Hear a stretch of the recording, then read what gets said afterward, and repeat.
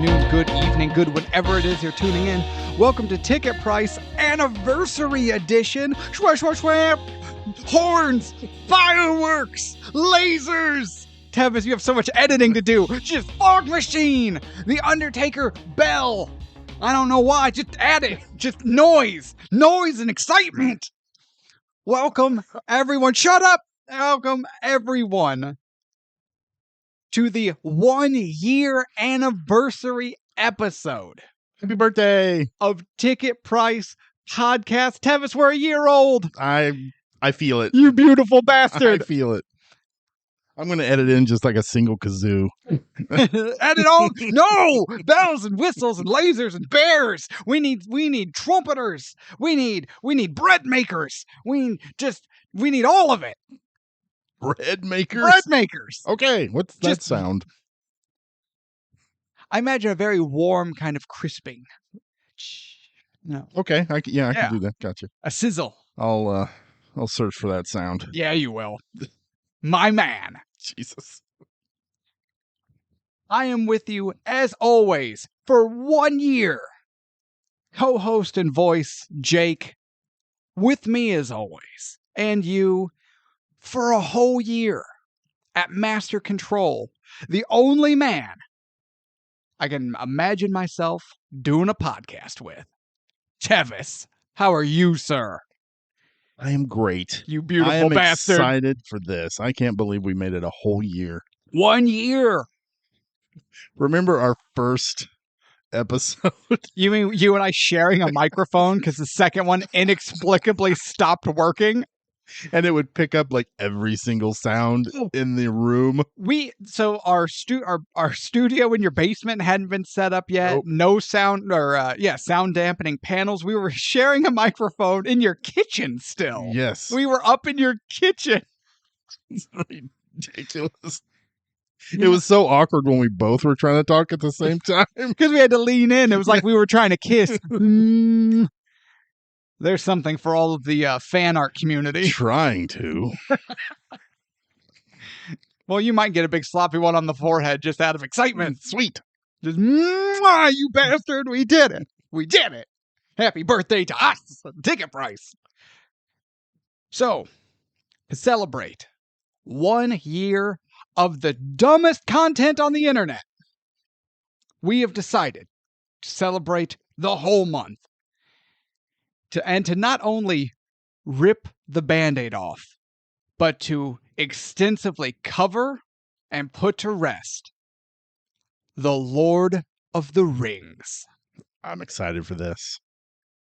So to this week's episode, The Fellowship. Next week, Two Towers. The week after that, Return of the King. The week after that, the original 78 animated Lord of the Rings, which I've never seen before, and I'm very excited for that. Oh, I'm ready to get into this. Birthday edition. Ugh. So let me ask you a question. Please do. You've been asking me questions for a whole year now. I know, and it's been fantastic. Hasn't it, though? We've only alienated most of the world population. There's It's so many fine. people we haven't even annoyed yet. We will, though. Believe me. Right now, we're about to annoy the Tolkien nerds. Oh, well, probably. So I was thinking a lot about trilogies Sure. because I just heard not too long ago that the Into the Spider-Verse, the third movie, is being pushed back. They don't know when the next date's going to be released. I mean, that happens. But I was thinking, is that going to be possibly the greatest trilogy ever made? So Ooh. that got me thinking, Okay. is Lord of the Rings right now, before we actually go into our, like what we know of it from previous experiences, not Sure. from us watching it for the show.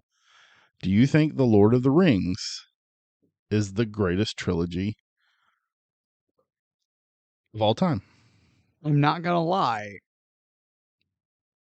Going off prior feelings, knowledge, experience. Yeah, it's, I'm us what we watched previously, not what we're getting ready to do. I'm leaning towards yes, But now that I'm on the spot and I had no preparation for this question, I'm having trouble bringing other trilogies to mind.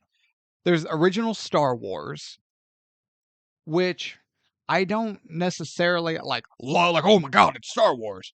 But I enjoy, Yeah. especially Empire. Empire's the best Star Wars movie that's ever been made to this date. But is it better than, as a trilogy, is it better than Lord of the Rings? I don't know. The Jurassic Parks? No. They get worse and worse and worse as Oh, no, I'm time not goes talking on. about Jurassic World. No, I'm talking talking like, about Jurassic Parks. Yeah, 1, 2, and Yeah. 3. Yeah, Oh, yeah. all 3 are just, the other 2 are just way downhill. 2's not terrible. 3 is better, because I've watched 3 recently. Yeah. It's better than you remember, but it's not great. But then again, knowing that they were trying to equal the original is ridiculous. Then there are also so many others that I'd be inclined to say, but at this point, they're not trilogies anymore. Yeah, but you can still pick just the first 3, like the Indiana Jones trilogy, which No. now it's, You whatever. know what? Hear me out. The Avengers trilogy. Avengers, Age of Ultron, Infinity War. End it with Thanos winning. It's kind of fantastic, actually. Age of Ultron kind of dips a little bit, but Oh, yeah, but I mean, every trilogy has its Yeah. dip. I mean, yeah, but like Avengers, Age of Ultron dips a little bit, but I don't think it deserves the hate that it gets. But then Infinity War is either the first or second all-time MCU movie. Although I guess now Deadpool and Wolverine is MCU, yes. and that's pretty fucking good. But we're talking trilogy. Oh, well, shit, there's the Deadpool trilogy. Yeah, I just didn't even think of that until just now. No. No, I'm ruling Deadpool. And I like the Deadpool trilogy. I think Deadpool and Wolverine is the best one yet. But when you look at them as a whole, no. But I'm actually having a hard time like, this anything. trilogy, that trilogy. Like The Matrix. No. No. No. The Matrix falls harder than Jurassic Park. Yeah. Yeah. Okay, yeah. Yeah. So I don't know. I think this might be. At least I did at one time. I don't know where I feel right now. That might be something, we'll do that for a top 10. We'll just pull up a list of like, There we go. I like that idea. however many trilogies, and we'll just rank them. Sounds good. Of like, we'll do a top 10 trilogies at some point, because now I'm really curious. Yeah. So we'll revisit this. It's an interesting question, towards but the end of the month. Tirade aside, to answer your question, I would be leaning to say yes, The Lord of the Rings is the greatest trilogy, full encapsulated trilogy that's been made, subject to further analysis. Very eloquent. I have my moments. Yes, you do. That I've been spouting nonsensically for a year, baby! Exuberance! You ready to get into this? Let's do this. The Lord of the Rings, Fellowship of the Ring. Released in 2001. God, this made me feel old. Oh, I know. I can still remember what I was doing for a job and getting hyped for this film when I first seen the trailer for it. I was like, and I'd known absolutely nothing really about Lord of the Rings. Mm-hmm. The Hobbit was where I was more familiar with. Sure. So, obviously based on the books by J.R.R. Tolkien, written by Fran Walsh, Philippa Boyens, Peter Jackson, and J.R.R. Tolkien. Directed by Peter Jackson, starring Ian McKellen, Christopher Lee, and Hugo Weaving. Budget, made with an estimated $93 million. Question, though, because I'm having trouble finding an answer, but that's probably just me. okay. Because, spoilers for the next 2 episodes, every budget is $93 million. Did they make all 3 at individual $93 millions, or is the trilogy made with an estimated $93 million. There's no way they could have done all three of them together for $93 million. I wouldn't think, but I would see. But they filmed them all at the same time. Yeah, so I could see. Oh, that's the thing. I can't find a cohesive because answer. There's not really. The cast wasn't that cast really at the time. Like, no, Viggo Mortensen wasn't. His popularity was skyrocketed because of this. Yeah. Same with Ian McKellen. Yeah, he was kind of a smaller.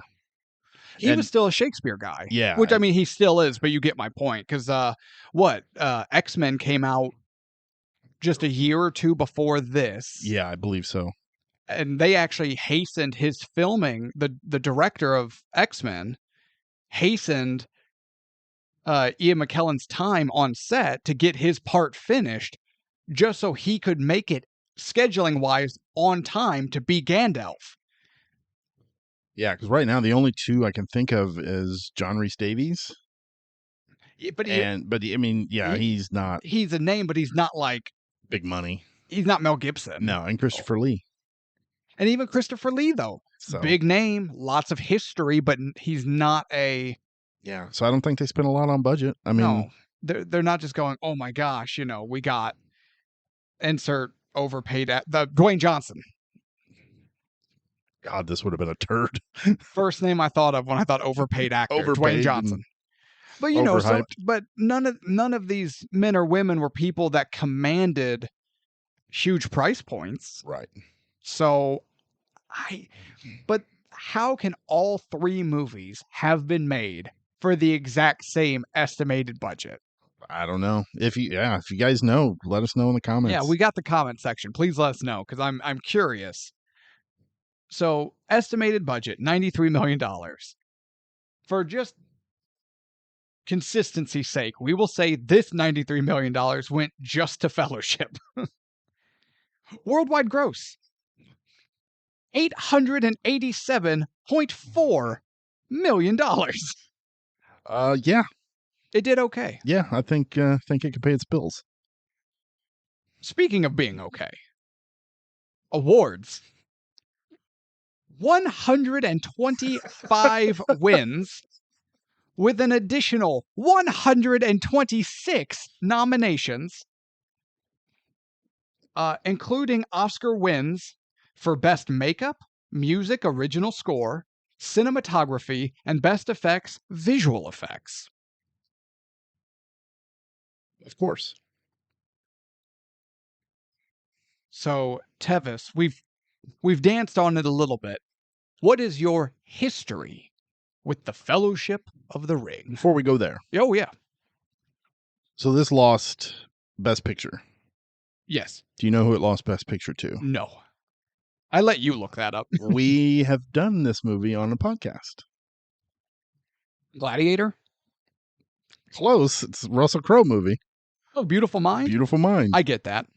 And it also lost Best Director to Ron Howard for Beautiful Mind. I get that. And I'm saying I get that. I'm not trying to inflame anyone when I say that. But really look at it what it is. You have a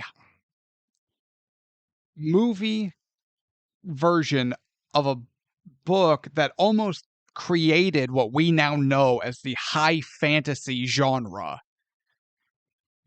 It's swords, it's magic, it's goblins, it's special effects. It's very akin to 300, to Gladiator, to movies of that nature. And then A Beautiful Mind, which we've talked about, and it's a great movie. Absolutely. That is an Oscar bait movie. That is. There are certain movies made and released at very specific points in time, and their sole purpose is to win little trophies for people with overinflated egos.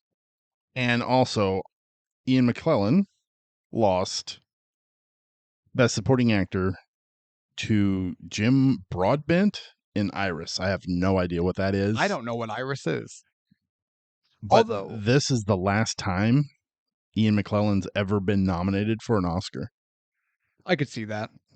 just looking at his body of work that he's done since then, the Lord of the Rings, the Hobbits, the X-Men's, what am I forgetting? Oh, he did a couple of I know he did a Stephen King adaptation. Sure. Those are never good. Excuse me. There are 2 times those are good. 3, The Mist. The Mist is okay. It could be better. But anyway, we're digressing. But I'm just saying, though, when you look, I'm not saying he as an actor isn't deserving. I'm just saying when you look at the roles in the films he does, yeah, I agree. they're not those kinds of roles. But if we get to a point where Sir Ian McKellen does not receive a Lifetime Achievement Award, I will fight someone. I will riot, yes. So anyway, sorry. Back to history with this movie. Yes, what is your history with this movie? I was working at Walmart at the time. I was working in the dairy department, and the dairy manager and I became really good friends. Did you start a podcast? He was a super nerd. No. Should I be jealous or concerned? Yeah, him and I held hands as we walked. You better delete that bitch's phone number off your phone right now, sir. You talking to that skank? But he had shown me the trailer for The Fellowship, and I was like, I don't really know that much about Lord of the Rings. I said, I barely remember even reading anything about The Hobbit. And he's like, no, this is going to be fantastic. Lord of the Rings is amazing. I was like, all right. So I ended up going to the theater with him and watching it. We shared a popcorn. It was wonderful. It was magical. Who held the popcorn bucket? It alternated. Okay. And then there was a hole in the bottom of it for some reason. I don't know what that was for. But no, I left that movie theater going, holy shit. I was a little pissed because of the ending. Like, it's obviously a cliffhanger because we're going to have 3 more movies. And he had warned me about that too. He's like, there's no way they're going to be able to finish all of this in one 3-hour film. Yeah. But man, no, I loved it. And I've owned it on VHS and I don't know about VHS, DVD, and I have a collector's edition right now. It was fantastic. Is? Or is it? I don't know. We'll find out. What is your history? Don't give away the content. So my history with The Fellowship, when it came out, I'm only adding this to make you feel old. I was 11 years old. Fuck you. I was just a wee lad running bare-cheeked through the fields of grass and wheat. The sun playing in my strawberry locks, catching tadpoles down by the creek. No, so I was 11 years old. I had not heard of Lord of the Rings.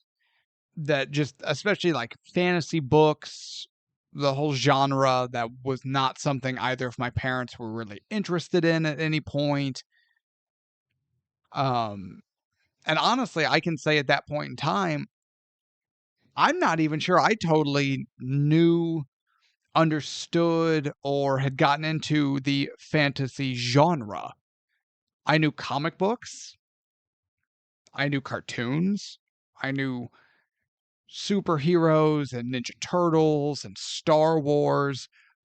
And it's odd because people are like, oh yeah, Star Wars is great, man. F Lord of the Rings, that fantasy stuff. I'm going, technically speaking, Star Wars is science fiction and Lord of the Rings is fantasy. But that is a thin veil of separation, people. They're both the same. It's the same thing. It's the same thing. I mean, it's like when you go to Taco Bell and you order anything off the menu. it's all the same shit. It's the same 3 to 4 ingredients. It's just in different shapes. Yeah. Okay.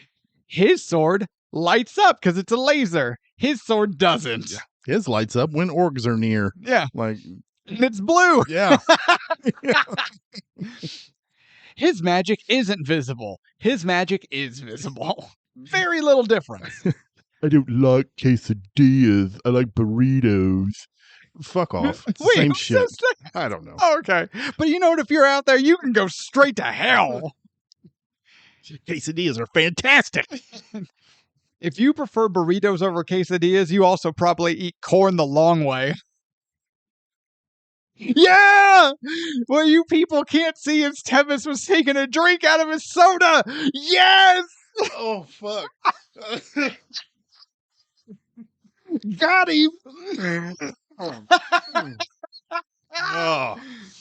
Got him! God. You all right? Yeah, they can eat a corn dog in one whole bite. Just Oh. sticking off. They put insert corn dog, lips closed, extract stick, totally clean. I do that at work whenever we have corn dogs there. Nobody sits by me.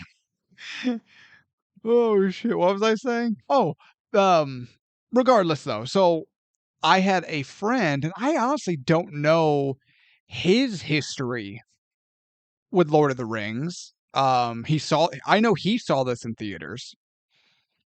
I did not. Didn't know it was a thing. Went over to his house. He was like, "Oh man, you got to watch it," because he had the VHS of it. And for about a month, it's all we did because it's all he would do. Okay. It was on repeat. And I was like, "Oh man, this is cool. This is neat." And that's where it started. So I have That's a hell of a compliment right there. That's pretty neat. that's spiffy. Yeah. It's a neato burrito. That's what my mom says to me whenever I show her my new drawing. She's like, "Oh, that's pretty neat." Yeah, because she's like, "Oh, you're still doing this like a third grader." Great. Did you make me any macaroni art, son? I'll put it on That's the what it fridge. was. I'm sure she hung it up on the fridge with pride. In the fridge. So nobody could see it. When you're 7, it's cute. When you're 47, it's depressing. Not just sad, depressing. Well, So I actually had no history of this until my buddy. And then, but from there, you know, seen them all. I've played the games. I've kept up with it. Now, I will say, stemming from this, I did try to read the books. oh yeah. I got to get this out of the way because it's going to come up, and I'm going to call it as I see it. I have to say this because it's the truth. And you people cannot convince me otherwise because I've been through them. I have attempted to read Lord of the Rings. I did not finish them because the books are garbage. Oh. Tolkien is a bad writer. He just meanders on and on about nothing. Kind of like we do in our conversation, but our selling point is we meander on and on about nothing. When you go into a book, you're expecting a concise plot driving you forward. And then you're going, why are there homoerotic relations happening with this Tom Bombadil motherfucker? Who is that? Why do I care? Why is... And okay, cards on the table.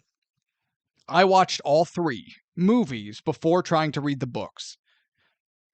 At that time, The Two Towers was my favorite. So I attempted to read The Two Towers. I was like, I know there's a lot I'm not going to know. I'm going to take what I know and pick up the rest from context clues. It'll be fine.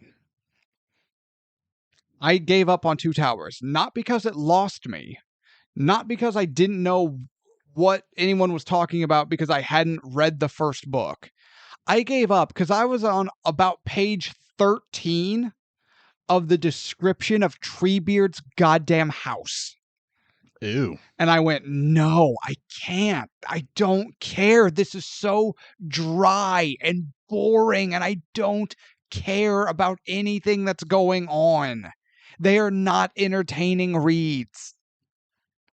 There is no commercial value to them. I don't mean they didn't make money. I mean in the sense that, like, you have a plot, and everything you do and have and say and write drives that plot forward. Tolkien didn't give a shit about any of that. Too busy building worlds, making up languages. And here's the thing. It's books like Lord of the Rings why the writing industry won't publish books like Lord of the Rings anymore. That's fair. If you tried to submit a Lord of the Rings style manuscript to an agent or publisher that was that slow and dry and exposition filled and world building, they would laugh at you.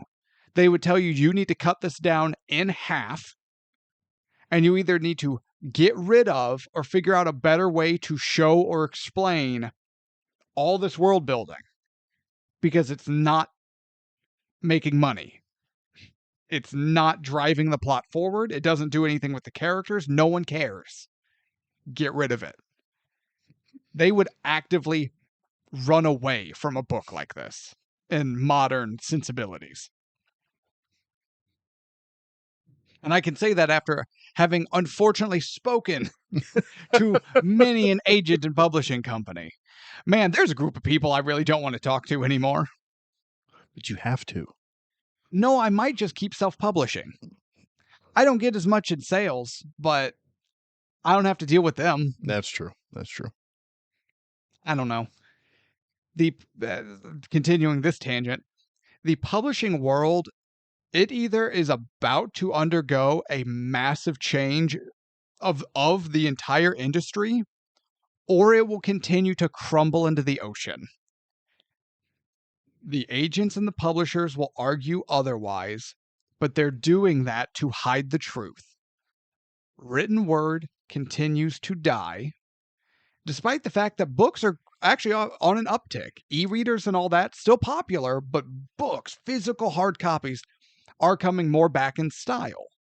But when you look at the purchase rates of self-published on like Amazon, for instance, the numbers are extraordinary.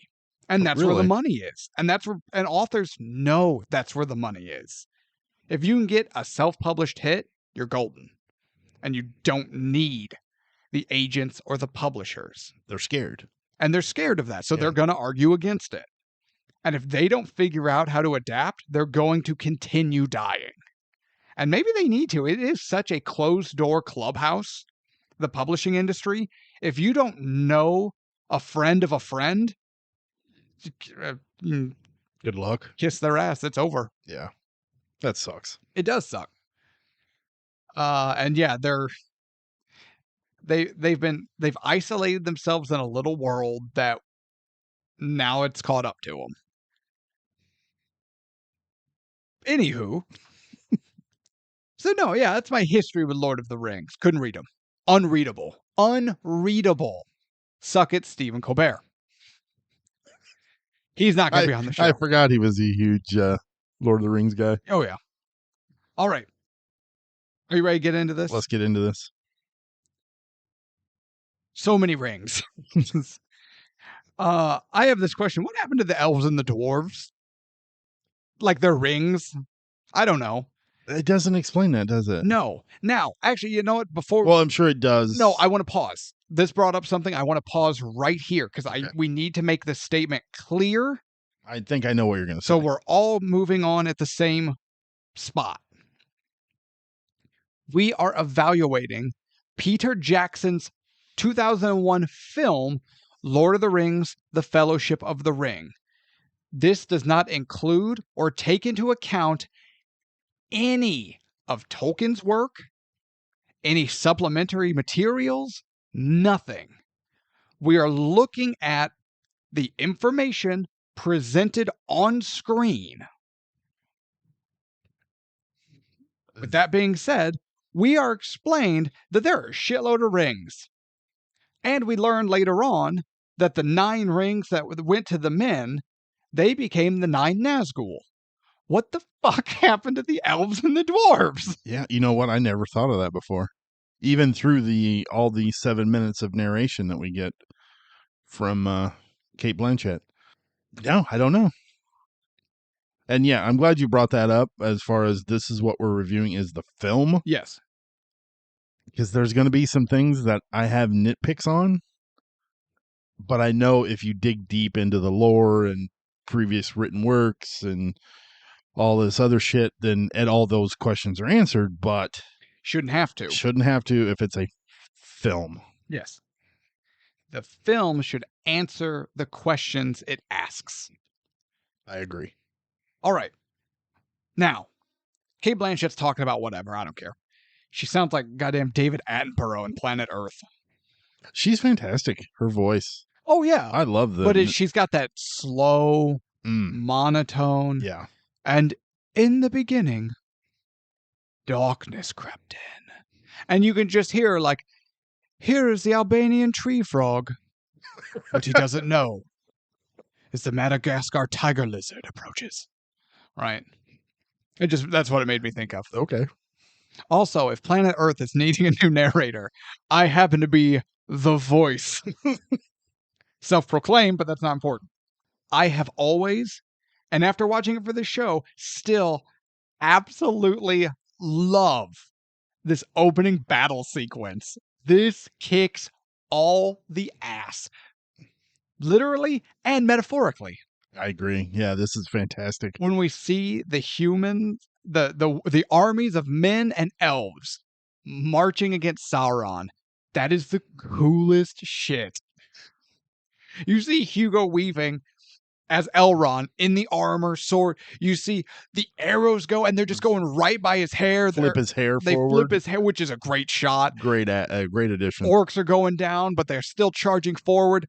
Then the elves, all in that one beautiful, battle-drilled move, sweep those huge curved swords just like up and just like a wave and just uppercut the first ring. I'm like going, oh yeah, that is awesome. Yeah, it looks so good. But no, it's visually appealing. But then when you look, oh my god, the orcs look fantastic. The elves, the humans, the armor, the weapons, they're all distinct. They're all unique and identifiable, and they all look amazing. Oh yeah, the character design in this whole movie, every character unparalleled, looks phenomenal. Unparalleled. Now, is this true? I'd always heard it. I don't know if it's true. When it comes to like the armor in Lord of the Rings, that was all handcrafted. Yes. That is true. Yes. From what I've researched, yes, that was. God damn. It shows. I don't know what poor schmuck got talked into linking chainmail, but I want him or her to know that their work does not go unnoticed because it's fantastic. One of the things that I wrote down is there were more than 1,600 pairs of latex ears and feet used during this film, and each were cooked in a special oven running 24 hours a day, 7 days a week.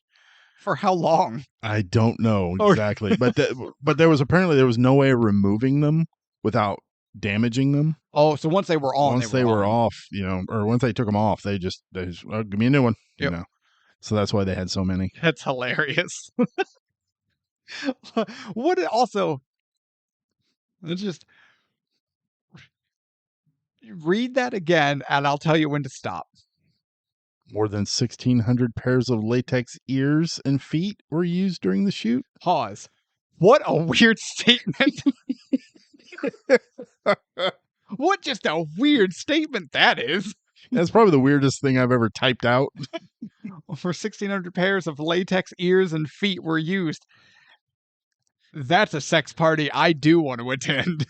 So battle goes on. I also love, there's Sauron. He, in this moment, is everything that I personally love in a big bad. This is what I want my villain to be. He's there. His armor is awesome. He's like 5 feet taller than everyone else. He swings a mace the size of a person with one hand. And every time he swings it, you just see like 6 people take to the air as he just swats them away like flies. And he's just walking forward, clearing out scores of people. Yes! You want to sell me on a big bad? Then I'm like, holy shit, that's a villain. That is great. How are they going to beat that guy? That's how you do it. The Saurons in physical form. When he becomes an eye, we'll get there.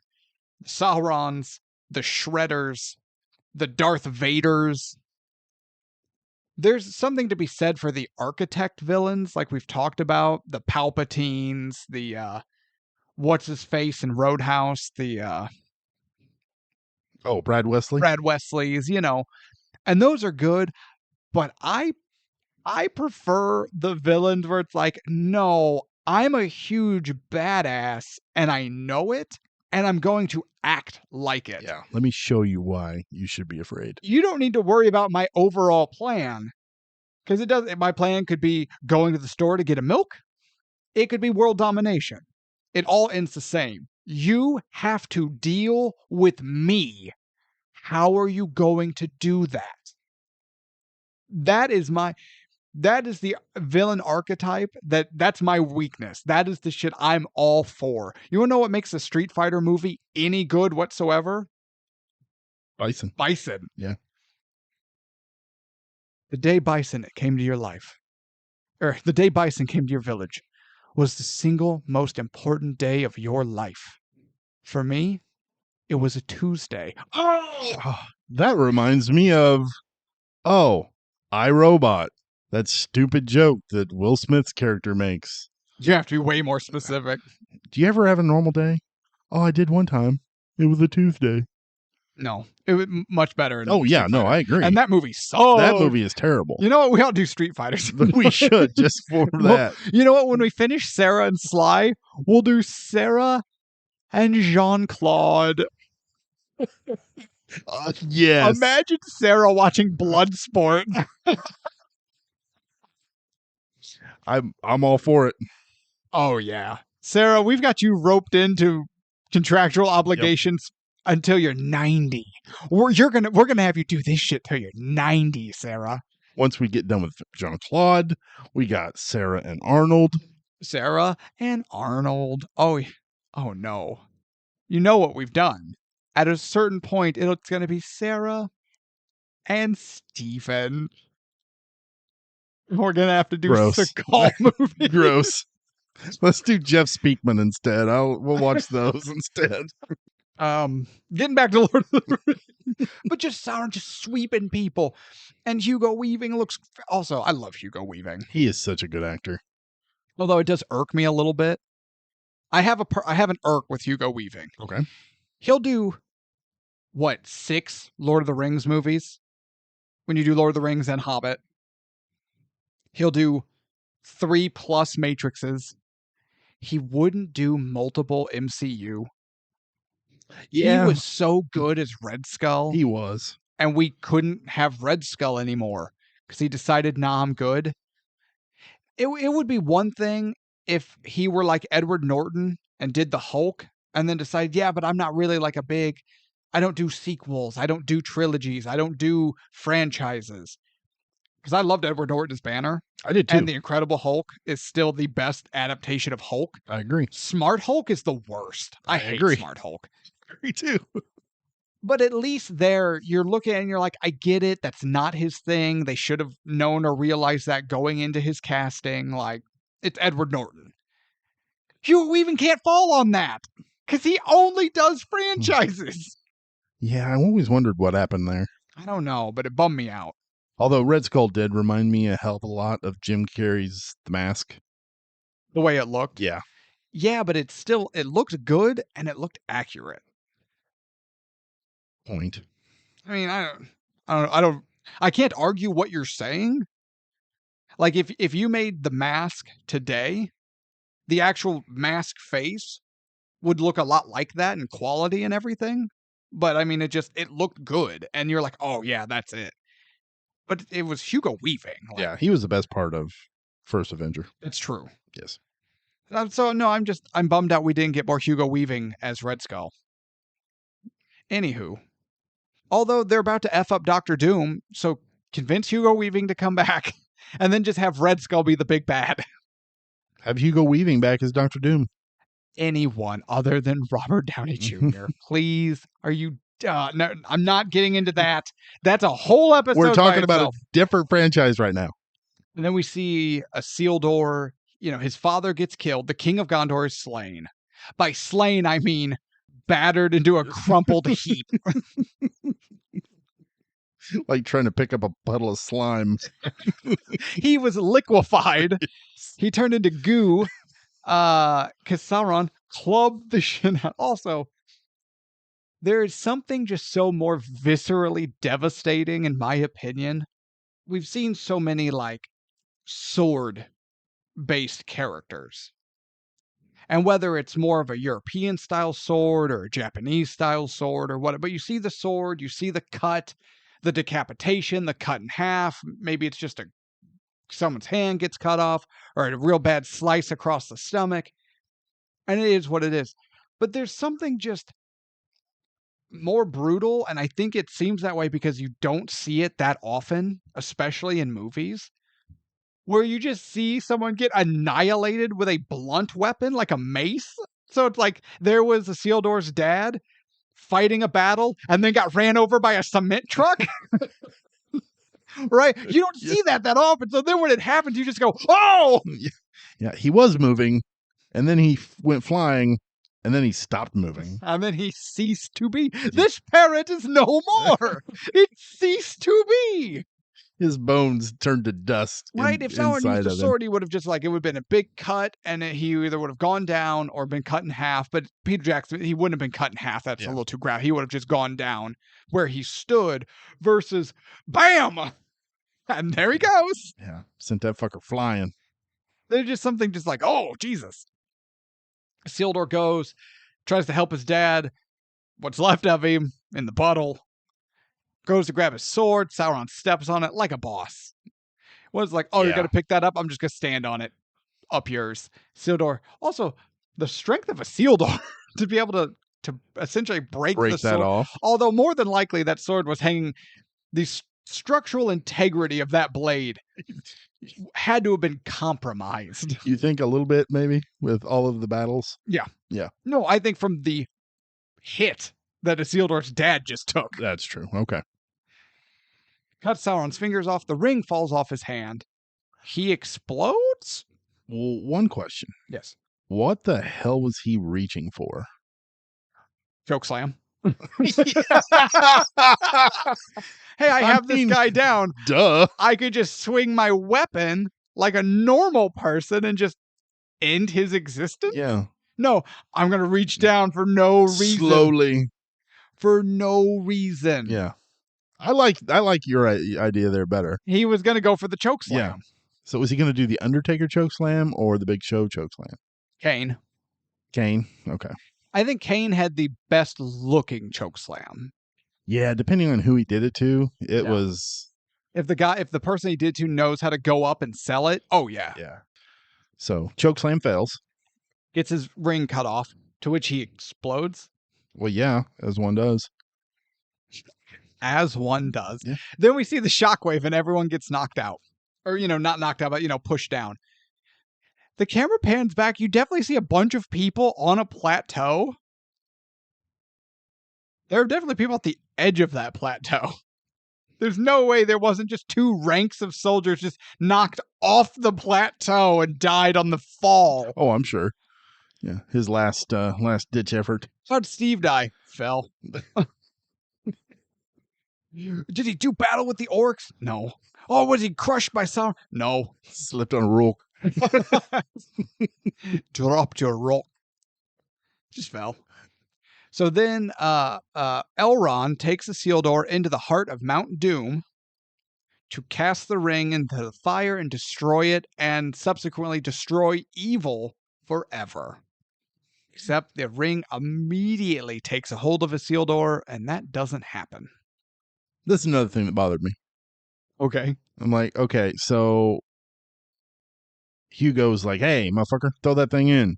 And the other guy's like, cast it into the fire. I'm like, fuck no, I'm keeping it. That was a pretty good one. That was pretty good. Why didn't he just, all right, fine, and grabs him and throws him in? That has always been my question. You got a sword. Yeah. He just walks away and there's...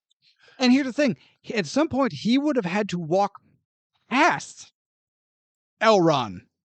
Yeah. Who just stood there with his limp dick in his hand doing nothing. He's like, well, I guess there's nothing I can do. I'll let the world continue to be in jeopardy. Uh-oh. Dun, dun, dun, dun. Wow. No, I was like, why didn't he just kill Isildur? And knowing... His sword's broke. Now, without the knowledge that the volcano will erupt after that happens, he'd be like, we went into the heart of a volcano. It was unstable. He went to the edge to throw the ring. The edge gave way. He tripped on he- a rock. Why do you keep saying it that way? He fell in the lava. Rip Isildur, died a hero. We will sing songs and paint murals and never talk about this again. There you go. So I kind of feel like Elrond is at least 50% to blame. 65. You think? Yeah. He could have stopped it. I mean, that's even if Isildur put the ring on and goes invisible. You're on like a narrow walkway. Just take your sword and do the helicopter spin. Plus, he's an elf with all the crazy super senses. Super fast. And his hearing and his eyesight. Like, Elrond would have known where he was and just watched Isildur walk out. Fuck Elrond? I don't know. Yeah, let's go with that. Isildur is like, I got the ring, and then is subsequently murdered, and his body falls into a river where it's swept away, and the ring is recovered by a creature, which is then recovered by Bilbo Baggins. Correct. And I think we're through the exposition. The 17 minutes of exposition. Yes. Okay. We see Gandalf on his cart, humming his song, on his little cart, heading to Hobbiton. And then here comes Frodo. And it's like, you are late. I love this. The wizard is never late, Frodo Baggins. Nor is he early. A wizard always shows up precisely when he means to. And then he kind of looks up and gives a stern look at Frodo, and Frodo's giving a stern look back, and then they hold it, and then they just both break into laughter, and Frodo jumps into the cart and hugs him. I love this moment. I do too. What a great moment. It is. That is a fun, well-written, well-directed, well-acted way to introduce two characters and their relationship to each other. And I love when Frodo jumps off into the wagon and like hugs him. Yeah. And the way it's shot, he looks super tiny and hugging this giant of a man. And it's filmed so good. Oh, yeah. So they are having a birthday party for Bilbo Baggins, who's turning 111. They're having a big birthday party. My next note, damn it, Merry and Pippin. I like how this sets up these two characters for the remainder of the film. Oh, shit, I forgot a note. Oh, my God. Damn it, Isildur. We talked about it. So it's just damn it, Isildur. Now we're back to damn it, Merry and Pippin. You're going to notice a theme. Lots of damn it. Maybe. Okay. Gotta stay tuned to find out. You were saying. No, Merry and Pippin. I love just this little incident with the fireworks sets up their entire characters throughout this entire film. They tend to just screw up a lot. Oh, yeah. They are lazy, layabout, mischievous, devious little screw-ups. Yeah, but it never... Sometimes if you do that with a character, it can always come off as extremely annoying, that character. Yeah. And I never got annoyed with these guys.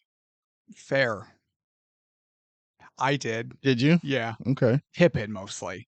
Pippin irritates me. Really? And Pippin has always and still irritates me. I don't like Pippin. Okay. How come? Peregrine Took. Because he's an irritating little fuck. He's a legitimate idiot who does nothing for no one, ever. He is a burden to everyone he's around, directly or indirectly. His mere existence creates a problem for someone. I'm trying to think of if he did anything Anything of note in this. In Fellowship? In Fellowship. Go ahead. I'll wait. I'll continue to think. Yeah, you dwell go on ahead. that. You go ahead. But no, they do they get the biggest one they can find, and it's the big dragon one. And I'm just going, God damn, why does Gandalf have that? Because it's cool. I mean, it is cool. Yeah. Also, Bilbo goes up to give his speech. What's the line where it's like, I know half of you less as well as I would like, and I like less than half of you half as well as you deserve. And everyone goes, wait a minute. Yeah. Fuck did he just did he just insult us? Wait a minute. I'll be going now, puts on his ring, disappears, goes home. And then that's when Gandalf is like, you think that's clever. And that's when we learn that Bilbo really likes his ring. He really likes his ring.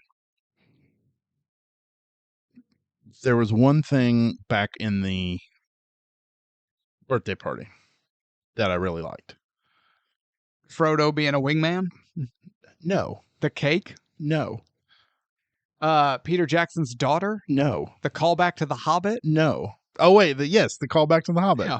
Where he's telling the story about the three trolls. Yeah. I knew I'd get there. I didn't realize watching it for ever. I never really realized it until this watch through. When you see the three trolls later on. You do actually see them, yes. You do see them. And I'm like, holy shit, are those the three trolls from The Hobbit? Yeah. And then I'm like, wait a minute. Was that the story he was telling at the birthday party? So I went back and yep. Yeah, I love that. It sure is. That little addition. But Bilbo is looking to take a long retirement holiday and doesn't plan on coming back. He wants to visit the elves again. He wants to see the dwarves and the mountains again. He wants to relive his adventure. Not like the adventure aspect, just the sights, the people, the places. Probably fewer orcs and wargs in his plans this go around. Hopefully. Probably. But Gandalf kind of has to play the heavy and intimidates Bilbo to leave the ring. Bilbo Baggins, do not take me for a conjurer of cheap tricks. Great. I love that. Also, Gandalf's magic is always just really minor shit. We'll touch on that later. Yeah, until it's not. It's never really specified what he can do and what he can't do. But he never really does much.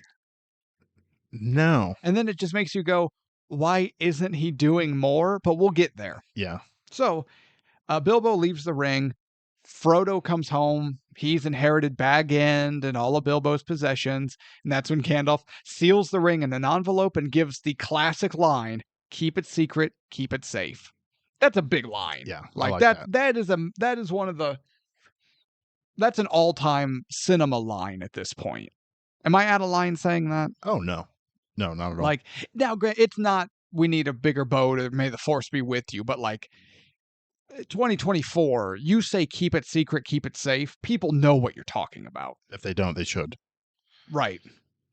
When Bilbo finally decides to let go of the ring and he lets it slide off of his palm, and it just hits the ground with a thud and doesn't bounce.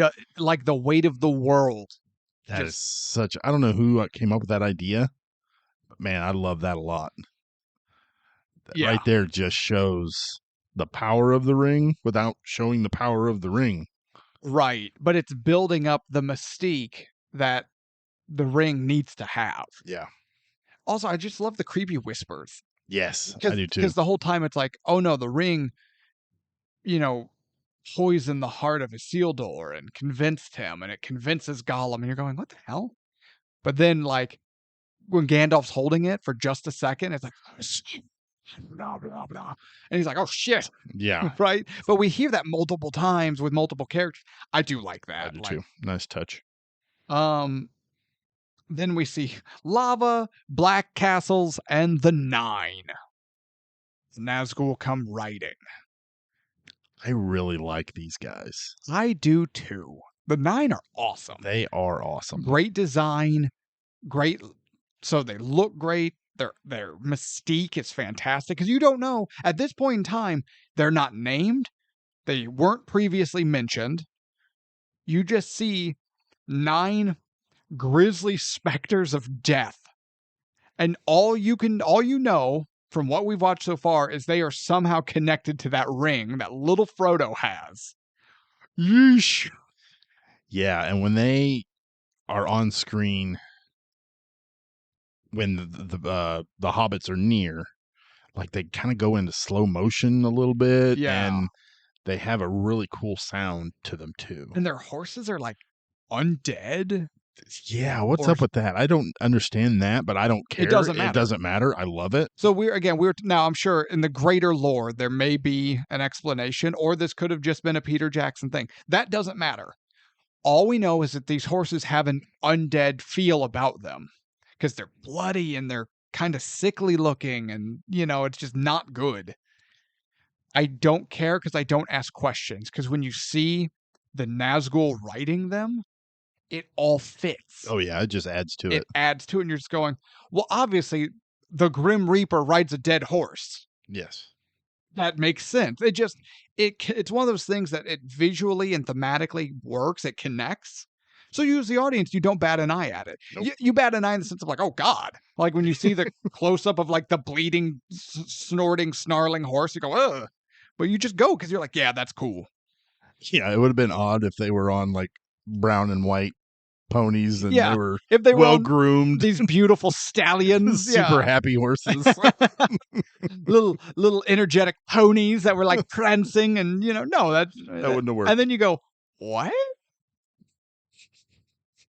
No, you have 9 black riders on black dead horses, and it looks great. Then sorry, there's a lot of movie here, and we're trying to not spend all day on this, so we're trying to keep it moving. Gandalf does some research and learns he's following his suspicions and uncovers some facts that seem eerily similar to the ring that was in Bilbo's possession, now in Frodo's. Gandalf is just a smidge worried about it. And he ends up returning to the Shire. As well he should be. Worried? Yes. But there's a glimmer of hope that he doesn't need to be worried, because like he told Bilbo, there are many magic rings in this world, but none of them should be taken lightly. He does say that, doesn't he? So magic rings, and it's a fantasy genre, like magic rings are a thing. Yeah. Just because forgot about that. It could have just been a ring of invisibility. That is possible. But you remember, Gandalf held it for a second, and it talked to him. Yeah, he didn't like it. And he heard Bilbo call it his precious. Yes, and he knows. So he ended one other person that calls it that. Well, he knows Gollum calls it that, or called it that. Yes. But he does research and finds Isildur's journals in the archives. And he's like, the ring is bound to me. It has become precious to me. And there's that word again. For some reason, the ring has a real kink about being called precious. So I love so Gandalf goes back to the Shire. It's night. Frodo's just doing his thing, and just here comes Gandalf. Yeah, like his face fills up the screen too. It's like, is it secret? Is it safe? If this was in 3D, his nose would be in my lap. Oh my. My precious.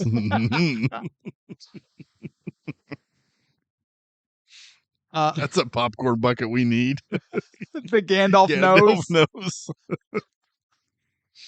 I'm just saying the current popcorn bucket craze is just, you know what? Everyone knows popcorn buckets are being used to hide sexual acts in theaters, and they're just leaning into that, which more just verifies that Paul Rubin was unjustly crucified. Yeah, especially where he was doing it. And we're not going to go into that. If you know, you know. kids these days don't know who Paul Rubin is, but No. the older listeners, you know what we're talking about. He didn't deserve what he got. Absolutely not. So, I like how he's like, Frodo's like, yeah, here somewhere. And he's looking at Trey. Oh, yeah, here it is. He kept it secret and safe. He just did what Gandalf told him and barely kind of remembered where it was. I love how Gandalf just snatches it and immediately tosses that shit into a fireplace. He's just like, fuck. Get that shit out of here. It burns away the envelope, leaving the ring. Gandalf gets the tongs, holds it out, and goes, here, Frodo. Frodo's like, no. Frodo does. He opens his hand. Like, it's okay. It's quite cool. It's quite cool. Then you grab it, asshole. Puts it in Frodo's hand. He's like, do you see anything? No. There's a bunch of smoke rising from my fucking hand. Other than the searing flesh. No, it's fine. Quite cool, my ass. You dick. No, it was in fact quite cool. It's like, but you see the relief on Gandalf's face, then wait a minute.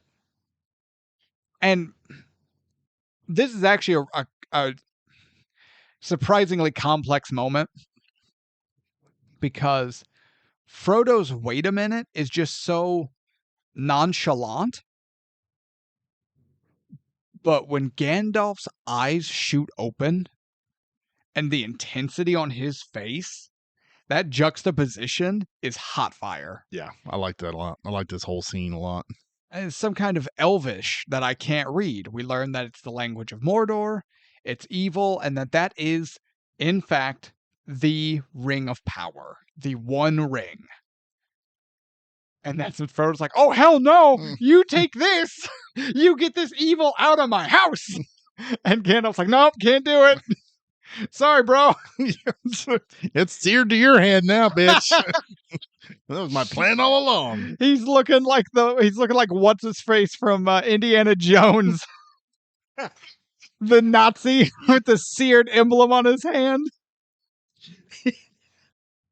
It wasn't Ballsack, it was the other guy. Next note, damn it, Sam!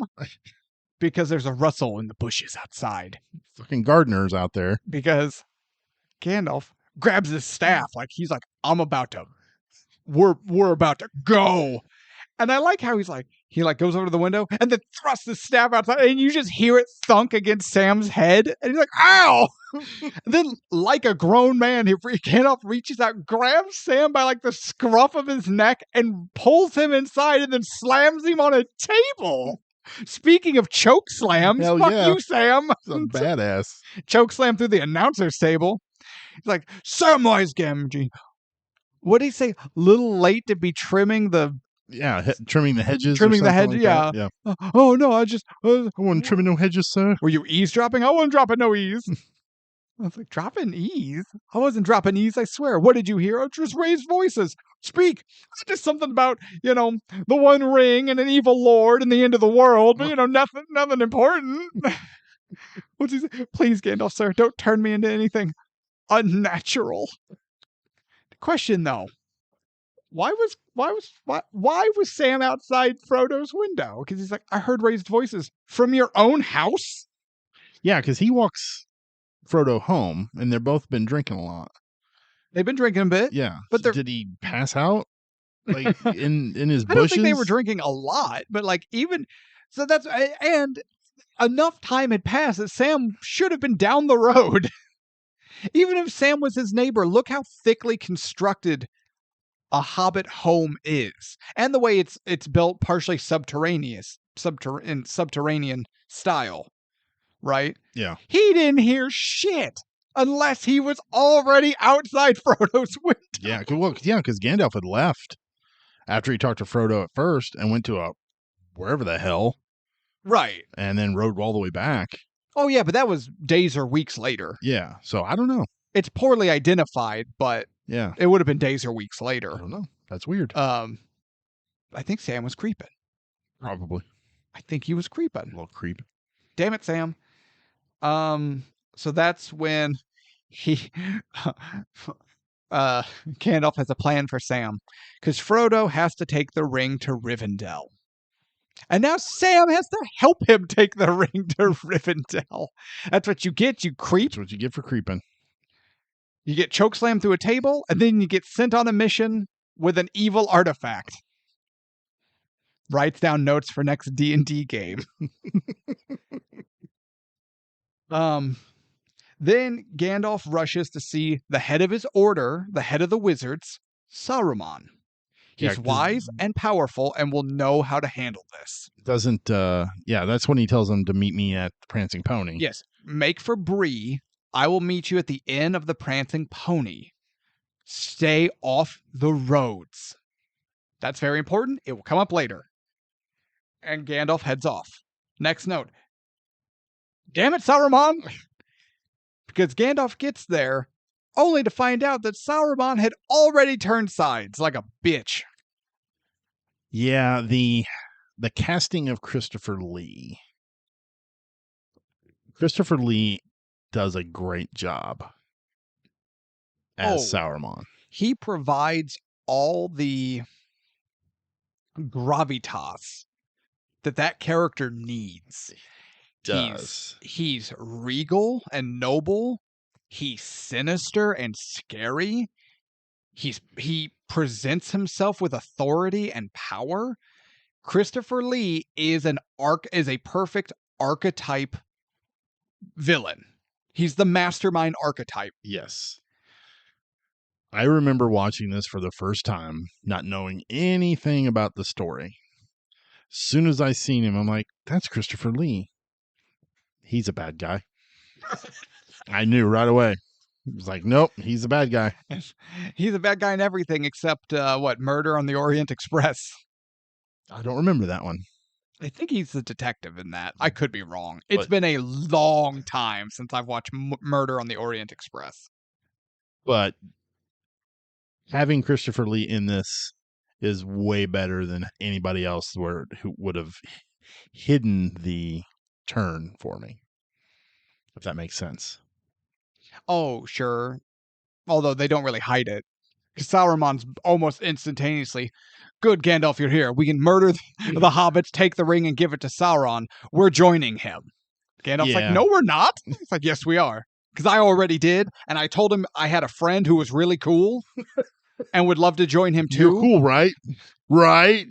Are you cool? Dude, if you're not cool, you're gonna make me look not cool in front of Sauron, in front of the boss. Come on, man. I vouched for you. And Gandalf's like, I didn't ask you to do that. Then we had a wizard fight, which either of them would have scored more points in the Olympic breakdance.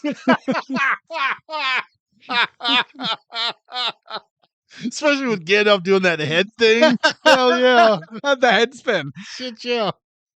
Have you seen that meme of gold medal? Have you seen the meme of wizard breakdance and then just cuts of them, but they add like the rap mat and the people in the background and like they're wearing a hat or something? Yeah, seen that. It's pretty great. Oh hell. Wizard duel, but Saruman is in fact powerful and defeats Gandalf. But again, this fight is cool, I guess. Is it? Now I'm talking myself out of it. It's very Jedi Force unexplained. Yeah. What are they doing? Pushing each other into walls. Right. And tripping each other, taking each other's canes. So they're staves of some kind of pushing power, I guess. The staffs of pushing. You've never heard of that? Writes down Dungeons and Dragons item idea. Staff of pull, staff of push, staff of nudge. I have a staff of pull and push. Staff of fling. Fling. Fling. Sauron beats Gandalf and traps him at the top of the tower. Smash cut. Damn it, Merry and Pippin. Because Sam and Frodo are talking. Sam's crying and complaining about something. I don't know. Too far away from home. Are we there yet? Yeah. So. This is it. What's the matter, Sam? One more step. And this will be the farthest away from home I've ever been. Well, move your ass along. We got work to do. Take another farther step. Yeah. You know that YouTube cut someone made where every time after that scene, Sam takes a step, they've recut that conversation back in. Oh my God, no way. Yeah. So the cut's like 11 and a half hours long because there's just an infinite number of This is it. One more step, and this will be the farthest I've ever been from home. This is it. This is what? One more step, and this will be the farthest from home I've ever been. And he just I love keeps- that. And I just went, good Lord, people get hobbies. Dedication. You're not wrong. But damn it, Mary. I'm not even that dedicated to my job. Which one? Either. The one I was just let go from. Yeah, but you did take your pants off and give everyone the bird. Damn it, Merry and Pippin. They literally bump into Sam and Frodo while stealing a farmer's crops. And that farmer is very angry because this is not the first time they've done it, and he's going to take that rusty scythe to him. He is. And you're right. That they did mention that we did it last week with all the potatoes or something. I can't remember. The day before that, the week Yeah. before that, the time before that. Little fucking thieves. They're not good for anything. Then they all have a very long fall down a hill and almost land in poop. Almost. Almost. If they did, we would have the joke from Clue over and over and over again. Actually, I'm sad we didn't, because had they just been about a foot to the left, it would have been Pippin face first in that poop, and I would have received no amount of, or no, how am I wanting to word this? I would have received no limit to the satisfaction of seeing Pippin just land face You first. think the Wraith would have found them? It smells like poop over here. Let me go look. Gotcha, bitches. I don't know if they can smell. No, because if they could, they still would have smelled poop. That's true. That's true. So they see mushrooms, they start collecting mushrooms, but they're on the road. Then there's that push in of on the road. I love that. The leaves blowing. And Frodo's like, we need to get off this road right now. They get off the road and hide just off the road under a little overhang as one of the Black Riders come. He dismounts and begins looking around.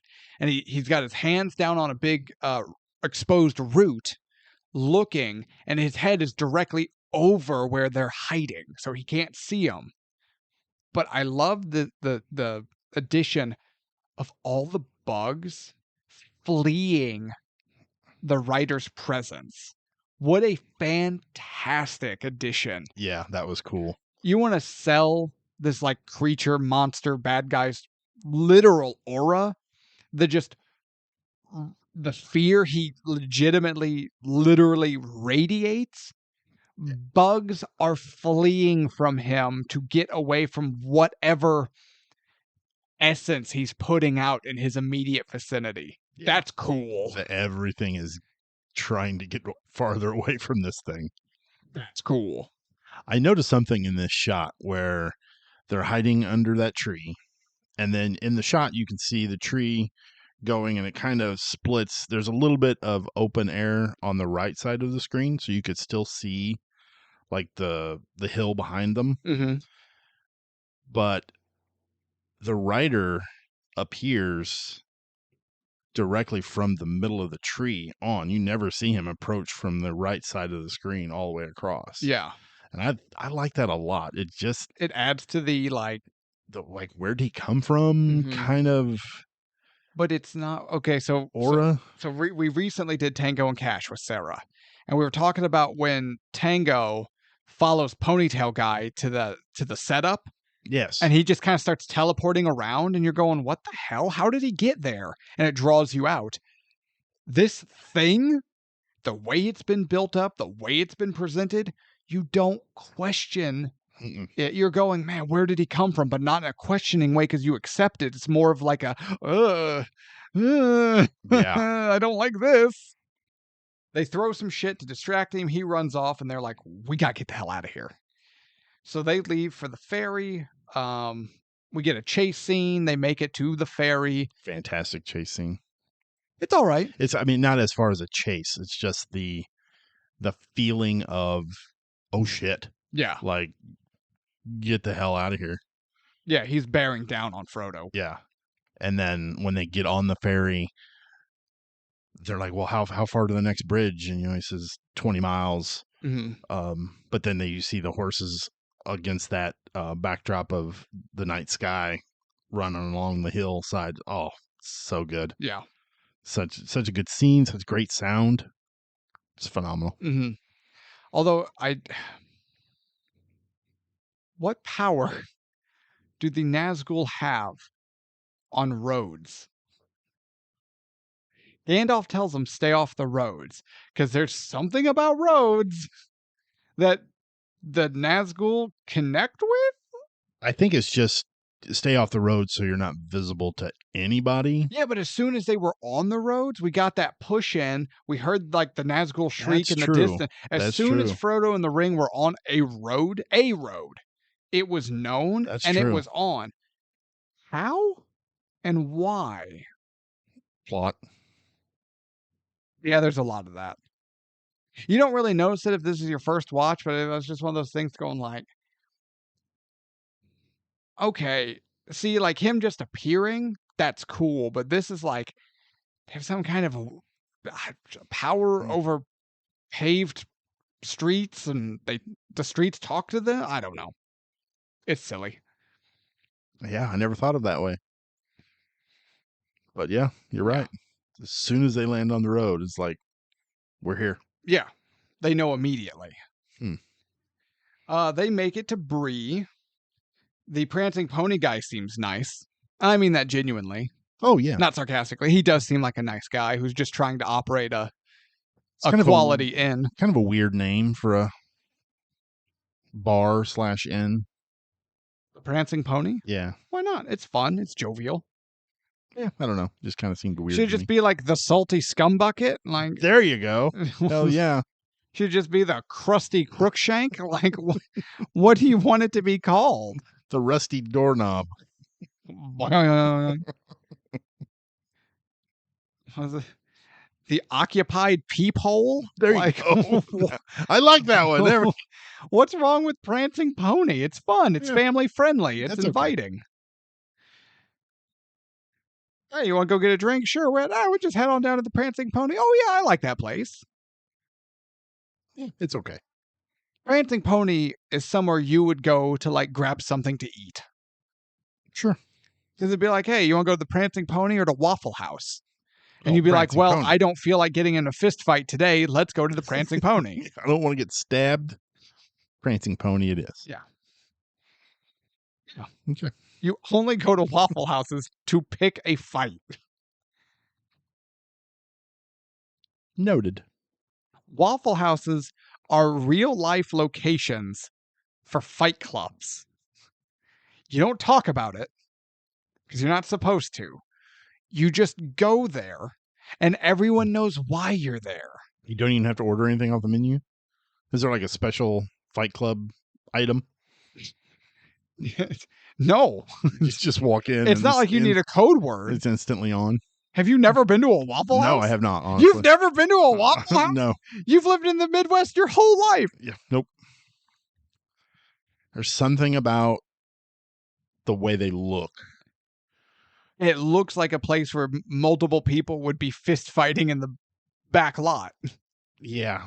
They also look dirty. Yes. Like there's an equal a chance that you'll get a meal and hepatitis. A 2-for-1. Yes. They don't offer that on the menu. It's a bonus. That's the way they say thank you for shopping with us. We appreciate your patronage. We invite you back with hepatitis A. So then they're all drinking. People are staring at them. Damn it, Pippin. God damn it. Yeah, now you say that. He's like, oh no.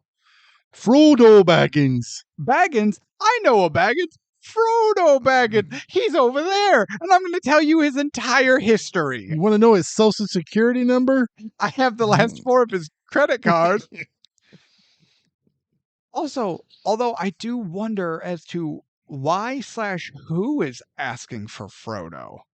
Yeah, I don't ever remember why. The movie doesn't explain or even it. hear. I don't think I even heard the conversation. Is asked. And we don't hear him ask, we just hear Pippin's side of it, but Pippin is clearly asked if he knows a Baggins. A Baggins? Sure I know a Baggins. Frodo Baggins, he's over there. The only thing I can think of is maybe Pippin was talking about where they were from. Sure. And But why? Who there knows the name Baggins? well, Bilbo is a world traveler. I don't think, did Bilbo ever go to Bree? I don't know. I don't know. I guess he may have. I don't know. I don't know. It's not ever stated. But it's not explained. But then it's like, or was there someone in that inn who just happens to periodically go to Hobbiton and stays at Bag End? Do they have human-sized accommodations there? I don't know. It's not explained. Which then just go, but it is what it is. Damn it, Pippin, because Frodo's using a fake name. He's undercover. He's trying to keep a low profile. And here comes Pippin.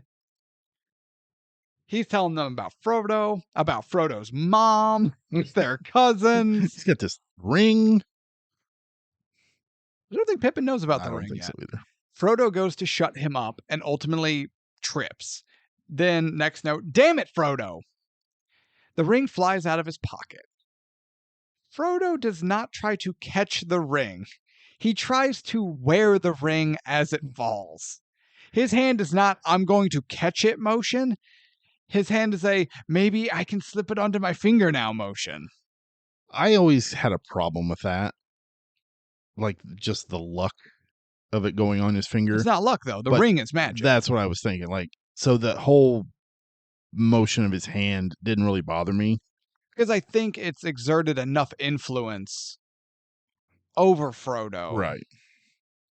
Presumably. That it wants to be on his finger so that he can be found. He can be found, and I think that deepens the connection it has to Frodo. Yes. So it can I just would agree. exert its will. Sure. But Frodo puts on the ring, disappears. Damn it, Frodo. That's when we meet Aragorn, aka Strider. Okay, this is just a little thing. I had friends / relatives growing up watching this movie who argued with me day and night, saying that Strider and Aragorn are different characters. What? Are different people. No. And I went, what? Did you even watch the? Yeah, because Strider, he's got the hood up and he's a ranger, but then he introduces, he meets, they go over there and they're with Aragorn. It's a different guy. I went, no, he just took the hood off, you moron. Now I know why Superman can hide with just a pair of glasses. What the hell is the matter with people? Obi-Wan Kenobi was a different guy than Ben Kenobi. Obviously. He took the hood off and it was a different, they were different characters. Exactly. Totally. Ben Kenobi saved Luke from the Raiders, then took Luke to meet Obi to escape Tatooine. Exactly. Obviously. They argued with me. And I'm like, guys, you're just so unbelievably wrong about something so inanely simple. They overcomplicated everything. This would not be the only thing these people ever overcomplicated. But for those of you who may or may not be confused, Strider and Aragorn are the same person. Did they hate quesadillas but love burritos? They ate corn the long way. Hey, you want to watch me make this corn dog disappear? Yeah, but they always end up sitting on them. So Aragorn takes the hobbits across the street to the neighboring inn. Oh, you're talking about the fake out. Yes. Yeah, I love the way these creatures walk into the room. It's like they glide. They do. They don't take steps. They hover almost. They just glide through. And they're all in the same formation. Same form, the swords up. It's otherworldly. They're just kind of gliding across, and then they get their swords up, and they all do it at the exact same time. Stab into the bed. Yep. So cool. Oh, yeah. It's everything about them just heightens this strange, scary, otherworldly, inhuman quality or qualities, and it's great. Aragorn takes them for the rest of the way on the journey, takes them to Weathertop. It used to be an old fortress or an old watchtower long, long ago. Now it's just ruins. Damn it, Merry, Pippin, and Sam. Starting a fucking fire when they're hiding. They're hiding out from wraiths. Yeah, so they decided to start a fire. We're making sausage and eggs and bacon. Are you hungry, Mr. Frodo? And Frodo's like, what the fuck are you doing? If Peter Jackson was not afraid of an R rating, Frodo would have been like, what the fuck is the matter with you? I almost wish he wouldn't have been afraid of that R rating. Well, what if the movie was made today? You get one. You do get one F, and that would have been it. It would have been Frodo going, "What the fuck?" Him just kicking the fire down, killing it, and just looking at all three of them and going, "What the fuck is wrong with you?" Oh no! I think it's right before he wakes up, really looks over, says, "Frodo, would you like some food?" What the fuck? Then rushes over and kicks it out. Are you insane? Are you stupid? Are you noticing a theme here? Also, stop me if I'm wrong with any of these. Moving on. All right. Then we do get a pretty cool fight scene with Aragorn. I pronounce it Aragon. I understand it's Aragorn. Oh, I've always pronounced it Aragorn. Aragorn is difficult for me to say for some reason. I've always said Aragon. Gimli says Aragon, but I'm also fairly confident John Rhys Davies didn't actually care. But yeah, no, I always said Aragorn. Yeah. He kicks some ass. Yeah, he does. Because the ring race attack them like the bad guys in Power Rangers. Just one at a time. One at a time. Yeah. They have etiquette, if nothing else. So I found out something kind of interesting about the character of Aragorn when they cast this character. They cast Stuart Townsend. He was the only thing I could see that I recognized of his past works was he played Lestat in Queen of the Damned. I know that movie, but I've never seen it. Yeah, me either. But they cast him, they were filming the movie, and Peter Jackson was like, I think we cast too young, and they decided to recast. Mm-hmm. I don't remember how they decided on Viggo, but they called him and offered him the job.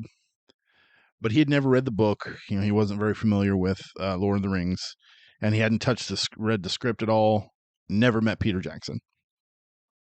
And he's like, well, you know, Viggo was like, can I think about it for a little bit? He goes, yeah, if you can get back to us within the next couple of hours, that'd be great.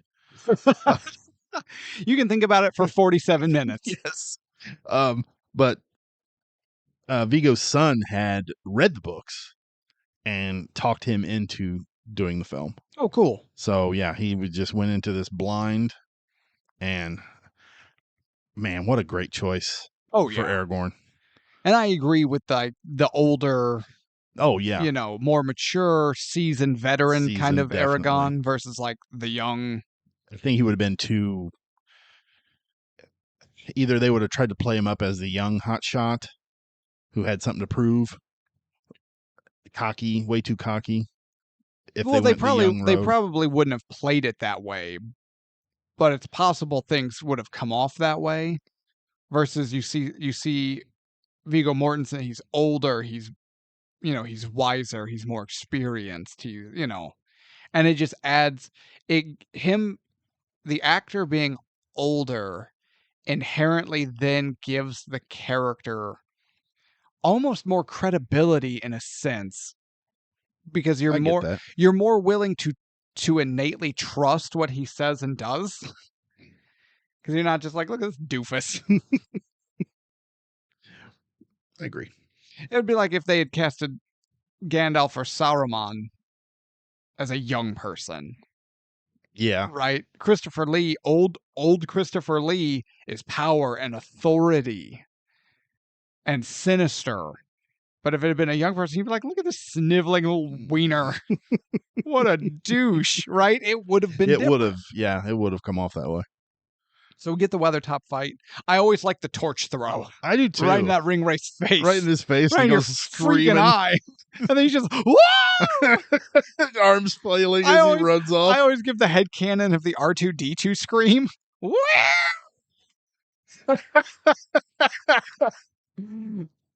Oh, yes. Yes. Frodo gets stabbed. And then Frodo gets stabbed. Shank. Because he tries to hide by putting on the ring. And that's when the Nazgul just looks at him and goes, I see you. And stabs him. But also, he had a free shot, stabs him in the shoulder. What a dumbass. You had one opportunity to end his life, take the ring, and then run away. Yeah, he stabs like stormtroopers shoot. Well, no, because he's still hit. That's okay. Good point. Good point. Plot armor. So now Frodo's hurt. My next note is world's worst archaeology, and I don't know why. Was it when he picked up the knife and he's like, "Oh, this is blah blah blah," and then it just disintegrates? And he's like, "Oh!" And he like throws it down. He's like, "Shit, it's point!" Like he's like, "Oh, yeah, that's exactly what it was." Yeah, world's worst archaeology. I'm looking at that note, going, "The fuck does that mean?" Sometimes I forget that I cannot write notes in shorthand, even in school. Everyone's like, you take so long to write notes. Why don't you use shorthand? I'm like, because I can never remember what my shorthand means. I agree. And then I just go back to it. I'm trying to study, and I'm going, what the hell is that? So now I write shorthand, and then I go, world's worst archaeology. What am I talking about?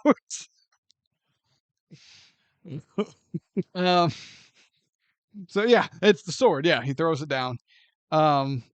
They pass dying Frodo off to Arwen, daughter of Elrond, main squeeze of Aragon, and she rides him to Rivendell. You are making a sigh and a face. I like this whole portion of her running from the Nazgul, getting across the river, and then the wave that turns into horses. That's my favorite part. Wipes them off down the river. As far as that character, I like this moment with her, but the rest of it, no. Not a big fan. Well, this is really the only thing she's ever given to do other than pine. Yes. Peter Jackson apparently doesn't know how to direct or handle female characters. Yeah, I would agree with that. Yeah, other than this, she pines. But no, the water magic is my favorite magic in this movie. It's cool. It looks really cool. And it looks cool. It makes sense. Like, magic's been established, but she's like, if we can cross the border, the magic of my people will protect him. She crosses the border. She's on the river in her side. She's like, you want him? Come get him. She casts a spell, an elvish spell on elvish land that increases the water flow of the river, and then summons the horse tidal wave, which looks great. It does. And it wipes out the Nazgul and takes them out. And you're going, yeah, that was awesome. And I have no questions. No, I don't Wizard battle, I'm not 100% sure what's happening. This made sense. Elrond saves him. So we're in Rivendell. We see everyone. Gandalf's there. It's all good. What'd you say it like that? I don't know. There's not really a lot to talk about here. I'm not gonna lie. How do I put this? I'm sorry. No, I'm not. Post water magic. This movie drops off a cliff. I mean, it moves fast. No. Because you would move fast if you dropped off a cliff. Just ask Gandalf. Yeah, we're not there yet. Jesus Christ. In this movie's speed, its pacing, and its entertainment value and interest plummet. Yeah, and we got a lot to go through. The Rivendell part is a drag, honestly. And then it continues to drag as its location upon location of walking. We're not there yet. We're going to get there. But I've been speaking very highly of this movie up to this point. Yeah, that's about to stop. Okay. They're all reunited. Even Bilbo's there. He made it as far as Rivendell, and then old age caught up to him. Start punching him in the stomach. Hide from me, you little bastard. That does not happen in this film. It clearly does. Actually, it really happens in Return of the King, but we'll get there when we get there. Here it is. Damn it, Isildur. Because then we get the comment about how, because that's officially when Hugo Weaving is like, I was there, Gandalf. Oh, 3,000 years ago when the strength of men failed. And it's like, just push his ass into the lava, you wiener. What about the strength of elves? What about the balls of elves? The strength of men failed. Elves have no strength. They're cowardly little wiener holders, and they're just like, he won't do it. I told him to throw the ring in. He said no and walked away. I mean, what was I supposed to do? Like, I just had to sit there and watch him walk. What was I supposed to do? I said, do it. He said no. And then he dropped his coin purse, so I had to pick it up, and I was like, Isildur, you dropped your coin purse. I gave it back to him, and then he kept walking. And I mean, that's the polite thing to do. God, didn't want to be rude. This is canon now for how all elves talk in my mind. I want you to know that. I'm not going to lie. I play D&D. I love fantasy. I read the books. Just all of it. I'm a big fan. I hate elves. Well, yeah, when you talk like that, you're kind of an ass. When you talk like that, everyone will hate you. Yeah. No, I've never liked elves. Okay. I just don't. I am currently playing as an elf in Skyrim. Gross. So. Why? Why Skyrim or why an elf? Both. I love Skyrim. Sure, but at a certain point, you've done it all, and it's just, there's nothing left to do. No, I'm still working it.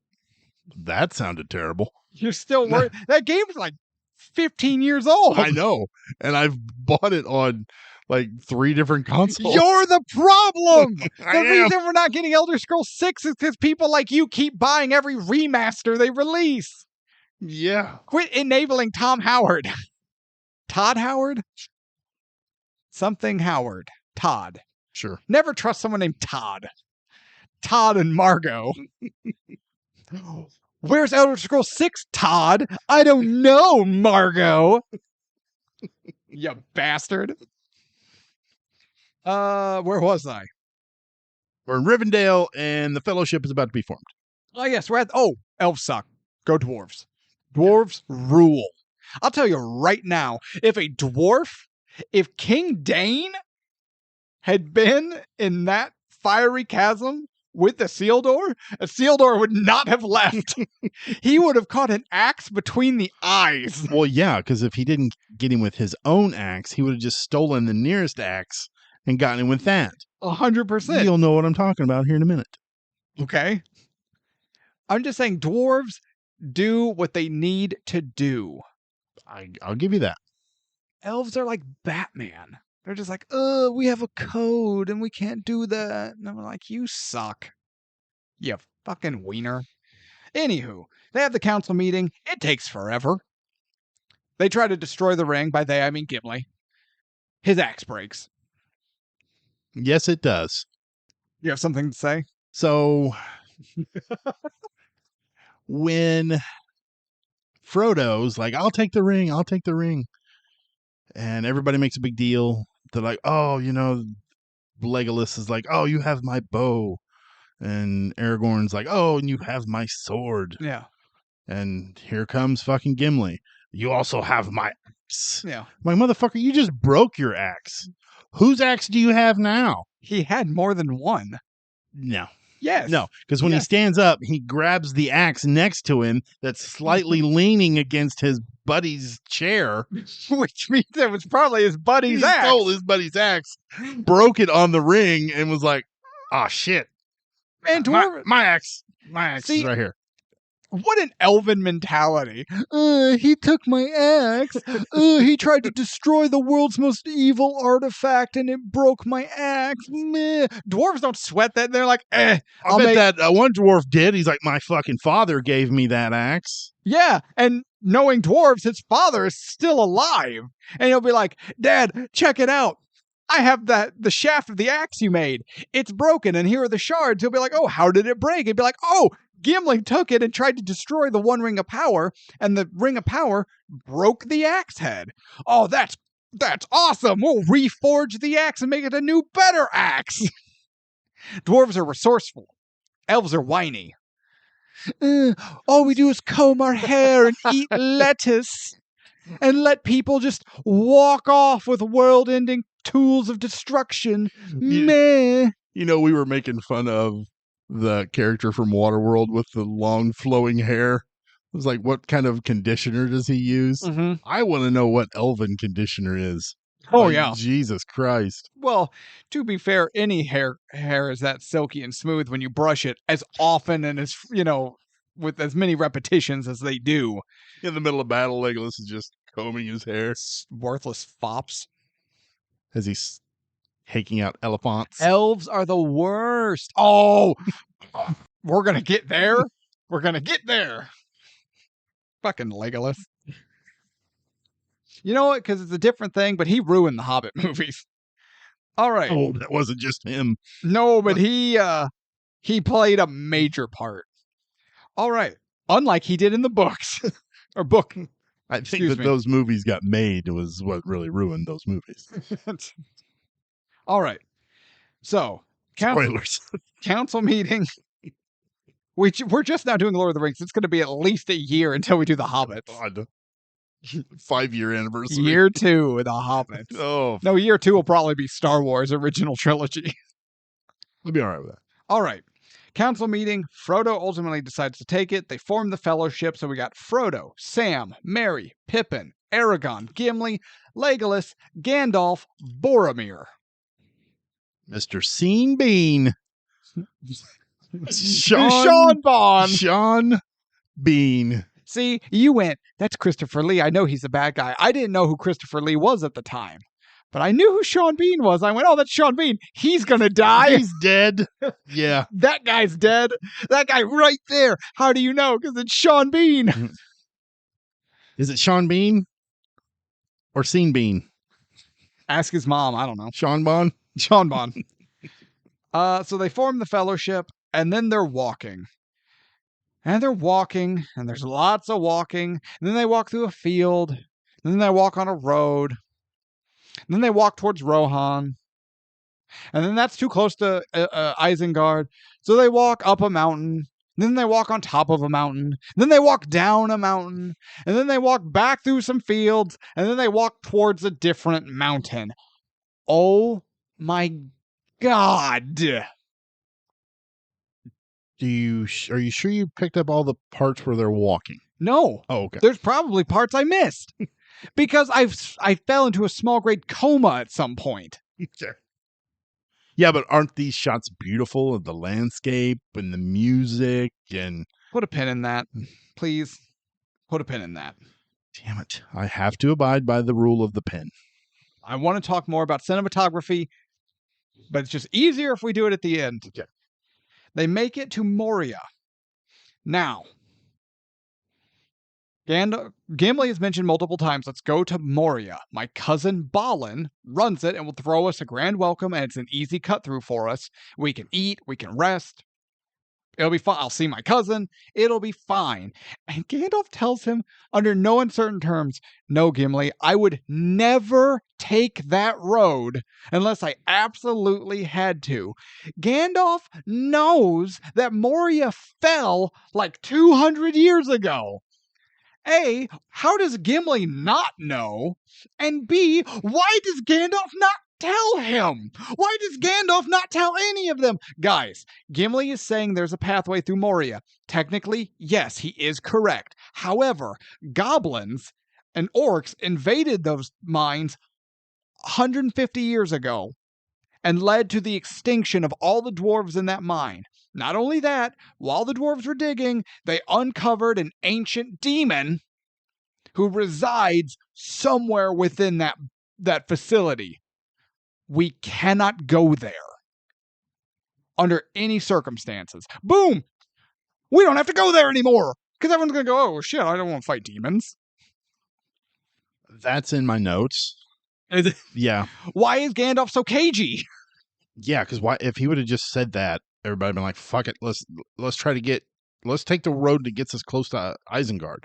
Yeah, I know because we can be sneaky. Yeah, but yeah, I'm like, so why does Gimli not know this? How does he not know this? Gandalf knows. And this is one of those things. Saruman knows. Yeah, because he even says over the voiceover, "You don't want to go down that. You don't want to go into the mines. You know what the dwarves uncovered." Everyone knows except Gimli. Yeah. And this is one of those things where I think it's explored more in the book or the lore. I don't care though. It's not explained in the movie. Exactly. That's Do what you think Gimli's parents are like, "Oh God, Balin, don't tell Gimli. You know how close they were. It will just upset him." And this was just some grand secret in his family to not upset sensitive Gimli. Like, what the hell is this? Yeah. So they make it to Moria. Hold on. Somewhere in my notes here. The riddle. So they're trying to unlock a secret door. It's a door that leads to a dwarven mine. And we know that elves and dwarves in this world, based on what we have seen in this movie, have a rocky relationship at best. Why is the secret word to the secret door Elvish? That was another thing I had in my notes. How in the world does that make sense? It doesn't. Okay, moving on. And wouldn't Legolas know how to read it? Gandalf knows how to read it. Yeah, but I mean, okay, I guess it's just a riddle, but so yeah, never mind. That was stupid. I mean, most of the people in that party know how to read it. Even Gimli knows Elvish. Yeah, I guess that's right, because they couldn't figure out what it means by "speak friend." Yeah. So Frodo. Now But if he speaks it in Elvish, the door would open. Right? Speaks what in Elvish? The whole password. The whole riddle. No. Yeah, because it says "speak friend" and enter.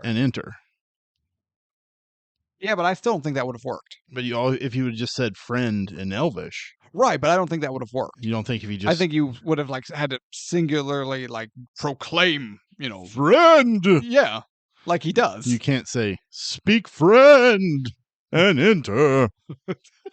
Maybe. Well, okay. To be fair, if you read the whole thing like that, yeah, maybe. So if you just read it like, oh wait, was it written in Elvish or Dwarvish? Elvish. Why? It's a. I know. I don't understand. So dumb. I don't understand it. So stupid. Moving on. Frodo figures it out. Gandalf gets the door open. Next note. Damn it, Merry and Pippin. Because they're fucking around and they're skipping stones. They're not even skipping stones. They're just throwing rocks into a lake for reasons. Because they're bored. Because they're children. Yeah. Because they're morons. Yeah. And that's what Aragorn's like, don't disturb the waters, you little shits. So they go in, they walk in, and here's how I know that these guys have been dead a long time. Everything's dusty and caked in cobwebs. And if you look, they're all rusty armor, useless weapons, and skeletons. Not even gooey skeletons. Those are dry, dusty skeletons. Yeah. They've been dead a long time. This is no mine. It is a tomb. Yeah, and Gandalf says that. No, Boromir says that. But it's almost like Gandalf was shocked. Yeah. I'm like, you knew. Yeah, but he probably had never been there post, right? You think he just heard about it and was like, well, maybe not. He said he would never go there unless he had to. He never in his life had to do that. Hey, you want to take a trip with me to Chernobyl? No. Why not? No. Radiation. It's the same thing. You wouldn't do it. But it's the thing where it's like he's heard of this travesty, whatever you want to call it. But actually seeing it is always different. Yeah, that's a good point. So I think so he's surprised. I don't know if surprised or maybe taken back and just actually bearing witness to the scene. Okay, that makes sense. Or at least that's how I took it. They go to leave, but Merry and Pippin had been fucking around, doing shit they weren't supposed to do. Here comes the Kraken! With a stupid face! I don't think it was a Kraken. Yeah. I've watched that movie. I can't think of the name of it. Clash of the Titans? Thank you! It wasn't And- stop motion animation. That's all I'm saying. That's true. Okay. Sea creature. Octopus? Sure. Kraken. Octopus. Octokraken. Sea beast. Sea beast. Okay. Stupid face. Was it a sea or was it a lake? Lake beast. Lake beast. Beast o lake. Okay. I've always, even the first time I watched it, I was just like, this thing has a stupid face. It has like a man face for no reason in the middle of its body. It looks dumb. Why does it have a person face? That I can't answer. It tries to eat Frodo specifically because Frodo. Presumably, you could argue that it's because he has the ring. But what's the ring's plan if it gets swallowed by Lake Beast? Yeah, I don't know if it's gonna. Well, it'd have to wait a couple hours, but it would come out eventually. I guess that's true. Unless it's like a sarlacc, it has to wait 1,000 years. I don't know this thing's digestive system. I don't know how it works. They escape the creature, get into the mines, and oh look, walking. We watch him walk through the fields and the forests. We've seen him go through the valleys and by the lakes, near the mountains, over the mountains, down the mountains, around the mountains. Now we're watching them walk through the mountains. We gotta hit everything. I swear to God. They find Balin's tomb. Poor sensitive Gimli takes it real hard. He does. He's a little upset. Also, Like, what did he expect to find? When did Balin die? Because it couldn't have been in the heat of battle like all the other ones, because they had time to erect a sarcophagus. Yeah, and even in the book that Gandalf was reading, they're like, oh, they're at the door and blah, blah, blah. So did he just stop writing and like, fuck it, put me in this tomb? No, that wasn't Balin's writing. Oh, that wasn't Balin's writing? No, that was the corpse of the dwarf next to Balin's tomb. Oh, okay. Okay. They are coming. Damn it, Pippin! I love this part. Touching shit. He's always touching shit. He always ruins everything. He makes everything worse. I love how it just one little thing falls. So he's touching an arrow of embedded in a corpse, causing the corpse's head to fall off, and it falls down a well, and it bounces and it's echoing, and everyone's just like that tense moment where everyone's like, ah! Which then causes a chain to fall, and the chain is rattling and it's clanking and it's bouncing, which then pulls the rest of the armored corpse down the well. So good. And then when it all finally comes to a stop, they all take a deep breath, and Gandalf uses that breath to say, "Fool of a toque! Next time throw yourself down and rid us of your stupidity, you fucking moron!" It takes 3 minutes for everything to stop. And every time you hear it clang Pippin's face, you can see he's like reacting to it. He's like, oh, he's going, oh. So next time, throw yourself down and rid us of your stupidity is my favorite line. That wakes the goblins up. Oh. This is a really cool portion of the movie. I like this a lot. Goblin fight. They have a cave troll. The fight's pretty cool. They do a lot of shit. I don't know. We could do without the fake out of Frodo's death. It just takes more time. Being speared. It also raises too many questions for later in the movie. Actually, no, it doesn't. It raises questions in this movie. When did he put that mithril on? And why wasn't he wearing it? Oh, no, he couldn't have worn it at Weathertop because he hadn't gotten it yet. Because he got it from Bilbo at Rivendell. So that makes sense. But it does cause questions for later movies. We're not there there. We're not there yet. We're not there yet. It's dumb. They kill the troll. It's actually borderline sad. The way it dies, like you feel bad for it. Kind of, yeah. Because Legolas, and we've talked about this, like you have to be careful how you do things or the things you have your characters do, because it will make your audience question how they feel about it. It's this big monster. We think it maybe killed Frodo. And they bring it down. Legolas kind of gets halfway underneath it and shoots an arrow through the bottom of his mouth, out the top of his head. That's pretty cool. Does the monster just collapse in a heap and dies? And we're all like, yeah, awesome. That was cool. No, they like draw it out. A little and bit. He gets this like slack-jawed face and he like feels the arrow and he realizes his mouth is wrong and he like flubs his limp bottom lip. And you can actually see him processing what's happening. And you're just going, oh my God, I don't want to see this. Oh, Jesus. It makes you feel bad for the troll because you're like, this thing wasn't just a mindless monster. Yeah. Why? Why would you add this? Just let him keep the kill the same way, but the monster just goes and then falls and done. We don't need some shocking realization from the troll as he understands his own mortality and questions his existence. It makes you feel weird as you're just going, oh, I don't know how I feel about this. This isn't what I signed up for. Yeah. No, I didn't like that at all. It's like, you could have just taken the shot, let him fall, be done with it. You would have saved 10 seconds. Like, Jesus. But even just like what the troll does, like, I don't like this. It's uncomfortable. It's uncomfortable. It was a bad move. I agree. Frodo's still alive. Hey, they're not walking anymore. They're running. That's when they're completely surrounded. They're about to be murdered. Then there's a light at the far end of the room. And those goblins book it. Oh, yeah, they know. They're like, don't fuck around with this thing. Nope. Let's get out of here. Time to go. Time to go.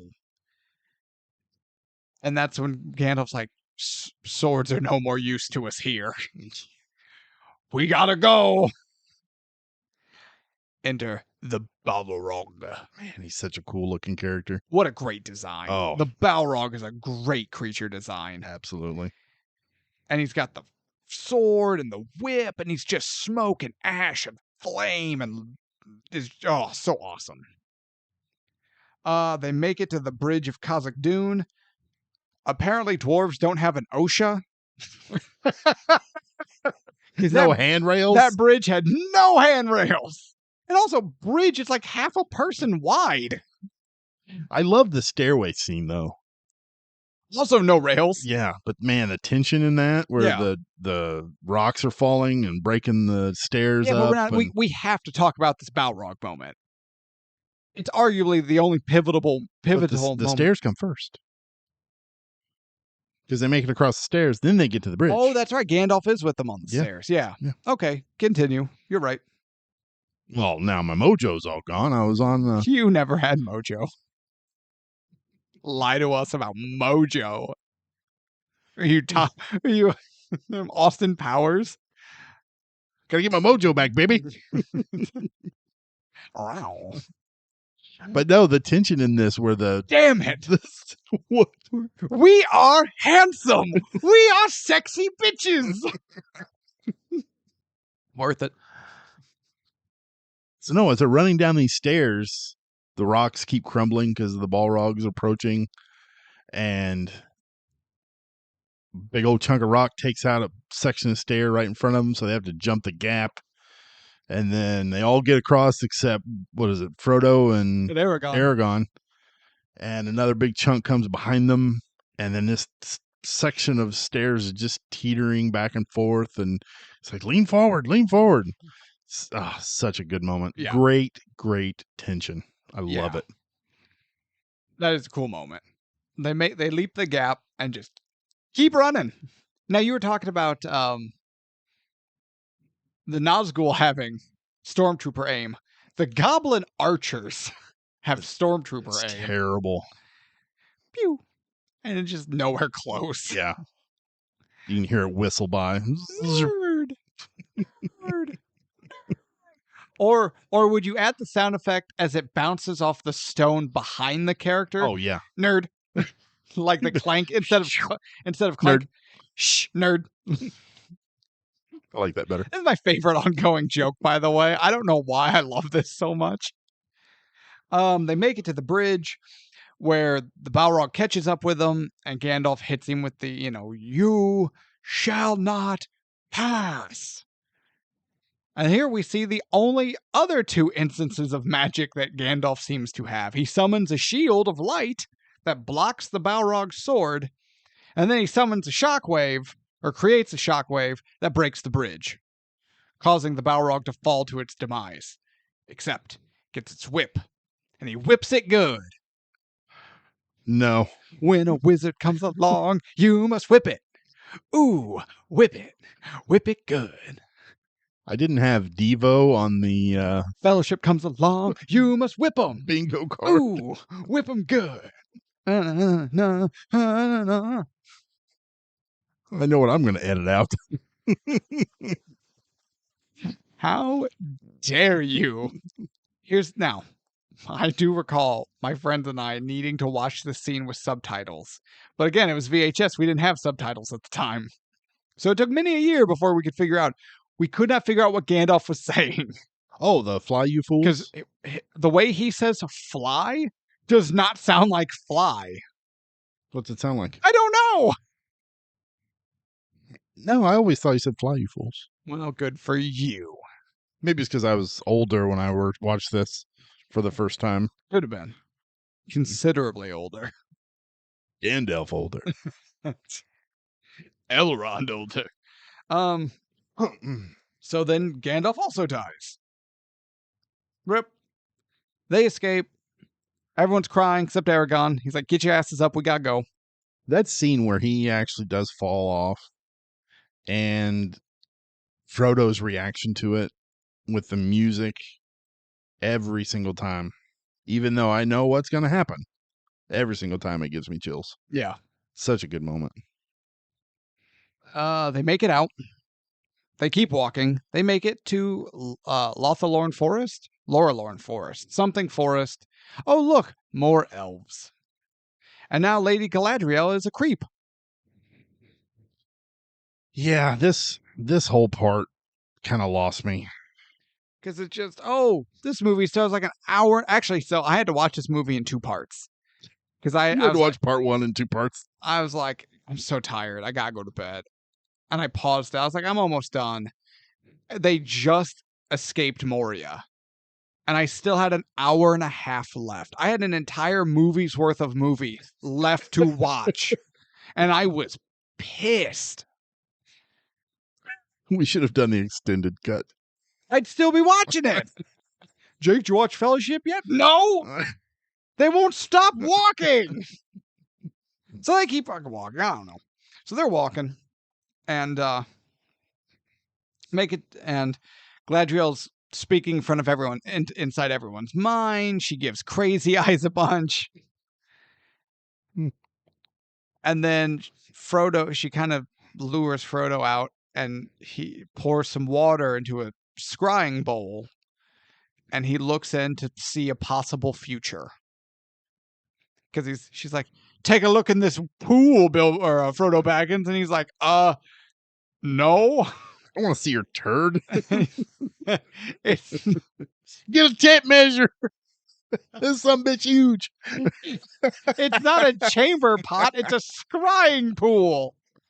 Yeah, that's what they call it. Whatever. That's what they all say. That's what she told me that last time she got me on that one again. You get me again. Are you saying Lady Galadriel just likes to pull a prank where she dumps in a bowl and it's like, not even the wisest can tell what you will see. You want to see your future? And then they're like, okay, they look at the huge turd. That's your future, you piece of shit. They're like, lady got me again. God damn it. Like, oh man, what happened to John? Oh, Galadriel got him with the scrying pool joke again. He keeps falling for that. I think he just likes to see her poop. So Frodo asks her, what will... Shut up. Frodo asks her, what will I see? Not even the wisest can tell. He looks in and he basically sees the destruction of Middle-earth and the death of everyone he loves. Then Sauron's eye emerges in the scrying pool and begins pulling at the ring, and the ring almost falls into the pool. What the hell does that matter? What in the holy hell would have happened if the ring had fallen into the bowl? You'd have had to fish it out and try to avoid the turd. It's not like Sauron was going to reach his hand through the water like Freddy Krueger and just take that shit and pull into the dream world. Who cares? What was the ring? Is the ring's magic just so dumb that it's like, ooh, master? Like, no, you idiot! It's a vision in a pool. It sees a photograph of him. He's like, oh, my master, Daddy, I'm coming, Daddy. No, you idiot. Maybe the ring is just an idiot. That's possible. It's possible. And then Frodo pulls himself away and Galadriel hits him with, I know what you saw. Because it was in my mind too. All she does is read his mind. It's like, bitch, privacy, boundaries. And then she only had the last 4 of his credit card number. She needed the rest of it. All she has to do is ask Pippin. That's true. She didn't even have to read his... Pippin, what's Frodo's credit card? Oh, his credit card. I know his credit card number. Why is he talking like that? I don't know. Almost as good as your elf. Almost. Then warns him that the power of the ring will corrupt and destroy everyone in the fellowship. They will all fall one by one, starting with the weakest. And you know who I mean, she tells him. And he just goes, balls. And then they just fuck off and keep walking. Actually, they don't walk. They now very slowly get into canoes and very slowly paddle. They're not walking anymore. They're slowly paddling away. They've already walked everywhere. Now they have to get on water. Everyone hates water levels. Especially that Teenage Mutant Ninja Turtle video game water level. Oh, with the electric seaweed or whatever? So dumb. I hated that. And it's timed to make it worse. It's dumb. Because you got to disarm the bombs before they blow up the dam. Never could make it. I think I did once, maybe. Worst level ever. It's real bad. All right. Boromir falls victim because he's a weak little bitch. He tries to take the ring from Frodo, kind of? I really feel like they overbuild how much Boromir, air quote, tries to take the ring from him, where he's like, hey, Frodo, that ring's a burden. Maybe we should use it as a weapon. Frodo says, no, I don't really want to do that. Well, I think you should give me the ring. Well, I don't want to give you the ring. Well, I think that you should, and if you don't, you're the traitor, and you're the one who's going to take it to Sauron. And Frodo's like, I don't know what you're talking about. And that's pretty much the extent of it. It's not like he was throttling Frodo. He still did a better job than Elrond. Yeah, because at least they exchanged words. Yes. Elrond's just looking at him like, oh no. He's getting smaller as he walks away. I couldn't stop him. He just kept taking a step through some magic spell. He just shrank with every step he took until he was out of sight. Morons. Weird. Worthless ass elves. Those of you who are fantasy people and you're like, oh, elves are the best. We're not going to get along. Hashtag dwarven clans. Then the orcs attack. We get another pretty cool orc fight. Although, again, there's hundreds of orcs. How did they not slaughter everyone? They're good fighters. No, they're obviously not good fighters. They slaughtered no one. No, our heroes. Doesn't matter. That level of outnumbered. Nah. Nah. Plot armor. Yep. I really enjoy the battle with Aragorn and The lead the orc, lead. Was it the Uruk-hai? Uruk-hai. Uruk-hai. Is it Lutz? He's not given a name in the movie, but his actual name is Lurtz. Lurtz. Lurtz. He kills Boromir. Yes, he does. Boromir dies. That made me sad. Boromir dies. Well, we'll get there. He kills Boromir, multiple arrow shots. He's about to give a coup de grace. That's when Aragorn jumps in. They have a fight. You know what I appreciate about this fight? Lurtz kind of whoops his ass. Oh, Aragorn? Yeah. Yeah. Like when they're sword fighting, it's very even.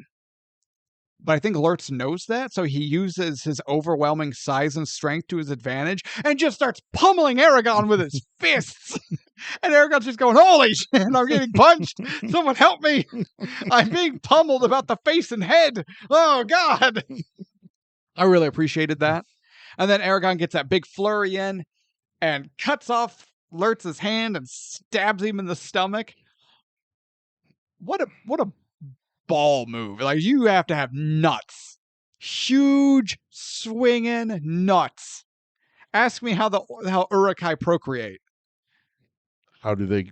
With their huge nuts. As Lurtz grabs the blade of the sword, pulls it deeper into his own stomach just so he can get face to face with Aragorn and growl at him That and was snarl. Cool. To which Aragorn's like, oh shit, this thing's gonna bite my face off. Rips the sword out and beheads him. That's when he picks up Boromir by the ankle and like beats the shit out of the. Oh wait, wrong movie. Sorry, different movie. Yeah, but he's just like, with no arm. Yeah, missing an arm and then using his one arm to pull the sword deeper in just to flex his huge nuts. Yeah, that was cool. I like that a lot. Best orc, goblin, Uruk-hai, whatever in the whole trilogy, right there. I don't know. We'll have to put a pin in that. Well, when we summarize all of them, we'll talk about it. Yes. No, you said when Boromir dies, it's sad. Is this the part you were talking about, where Boromir and Aragorn have their dialogue as Boromir gives his final words? Because that is sad. Just all of it. Like he knew what he did was wrong with Frodo. Yeah, because it wasn't him. It kind of was, but you know he was drunk. With the power. He was corrupted. It's not even drunk with power. He was corrupted by the power. He was almost possessed by the power. Yeah, because after Frodo runs off, he's like, oh my God, what did I just do? He just went, shit. Yeah. Yeah. But, and then he tries to redeem himself by saving the other two halflings, and then the arrows just choo, choo, choo. And yeah, him and Aragorn's conversation, oh man. I would have followed you. My brother. My captain. My king. Good moment. I like that. That's because Sean Bean can... Oh, yeah. He's such a good actor. He is. And he just adds... He's one of those guys. Again, if Boromir had been cast younger, this would have hit different. This was another older veteran character not speaking with fear of dying, like it might be taken if a younger actor had done these lines, but spoken with regret. And it just hits so hard. Yeah, I agree. Frodo leaves the Fellowship because it took Boromir. It'll take the rest of them. He doesn't want to see that happen to his friends, and he can't risk that happening. Because he got away from Boromir. He wouldn't be able to get away from Aragorn. No. So he gets in a canoe and goes to escape. Sam is like, Mr. Frodo, I'm coming with you. He's like, no, Sam, I have to do this alone. Of course you do. And I'm going with you. And then goes, he's like, Sam, you can't swim. Sam's a badass. Oh, we'll get there. Yeah. Sam starts to drown. Then I think does drown. Then gets saved and just avoids fully drowning. And then they slowly canoe away. And then Aragorn, Legolas, and Gimli maintain their fellowship to rescue Merry and Pippin, who were abducted by the orcs. And credits. Yeah. We got a few pins, such as cinematography. Actually, that might be the only pin we still have. Yeah, the orc one. That's for all. That's a different episode. That's the final episode. Yeah. Okay. Ratings time. IMDb 8.9. And Rotten Tomatoes 92%. Okay. Close. I put it about 9. I think both of these are fair. I think they're fair. Oh, yeah. I'd agree with both of those numbers. I could see where a person would lean it more towards a lower side or a slightly higher side, but that ballpark is right. Okay. Ebert, 3 stars. Oh, okay. This film is remarkably well made, but it does go on and on and on. He enjoyed the movie, but not a ton.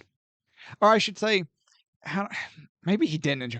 He appreciated the quality of the movie, but he is a big fan of the books and spent much of the review talking about how Peter Jackson's vision of the books and the story are not how he always envisioned it. But this isn't his vision of it. It's Peter Jackson's. Yes. And he has to separate those two ideas. Yeah, if you want your vision, then you make the damn movie. Exactly. So he does spend a lot of time talking about that. Okay, The Guardian requires a leap of faith. And it's a leap I didn't feel much like making. And with 2 more episodes on the way, the credibility gap looks wider than ever. Wow. The Guardian author did not like this movie at all. He hated the acting, with the noted named exceptions of Ian McKellen and Christopher Lee. Everyone else sucked. He didn't like the writing. He did admit the cinematography was gorgeous, but he thought the story was dumb. He's not really a fan of the books. Like, he's not a Tolkien. And he just didn't like it. And I didn't purposely look for a negative review, but when I found one in one of the review sites Guardian's been on the show a bunch of times. Yeah. I wanted to make sure to add it when I found it. Because I think most people have forgotten the honest mixed reviews that Peter Jackson's Lord of the Rings got when they released. There were people that loved it, and now they are considered classics. But when these movies were released, the hardcore Tolkien fans absolutely hated them. Oh, I'm sure. But also the people who just aren't into fantasy movies, but maybe they did like Star Wars. Maybe they did like Indiana Jones, which has magic and and whatever, these other movies that have similar elements. But once you go this far into fantasy, they were out. A lot of people dislike these movies when they released. And I don't think that gets brought up enough in honest conversation about these movies. We've all just kind of willfully forgot the negative criticisms around them. We tend to do that, especially with the Star Wars prequels. Oh my God, the amount of love the prequels have is sickening. Yeah. But you know what? Here's the thing. Give it 10 years, we're going to hear it about the sequel trilogy. No. My nephew loves them. Seriously? Loves Kylo Ren. Loves them. Star Wars movies are for children. And the people who were children when those movies came out loved them, and those are their favorite. The nostalgia factor is strong because it was a movie geared for them. You and I were not meant to like the sequel trilogy. The sequel trilogy was not made for us. That is true, and I did not like it. I should like the prequel trilogy because I went and saw Phantom Menace in theaters. And I was like 10. Whatever year it came out, I don't remember. But I was 99. I was 9. I was 9, 10, whatever. Hated it. It's like, this sucks. But it is what it is. But we forget the bad. So when I saw this, I went, oh, yeah.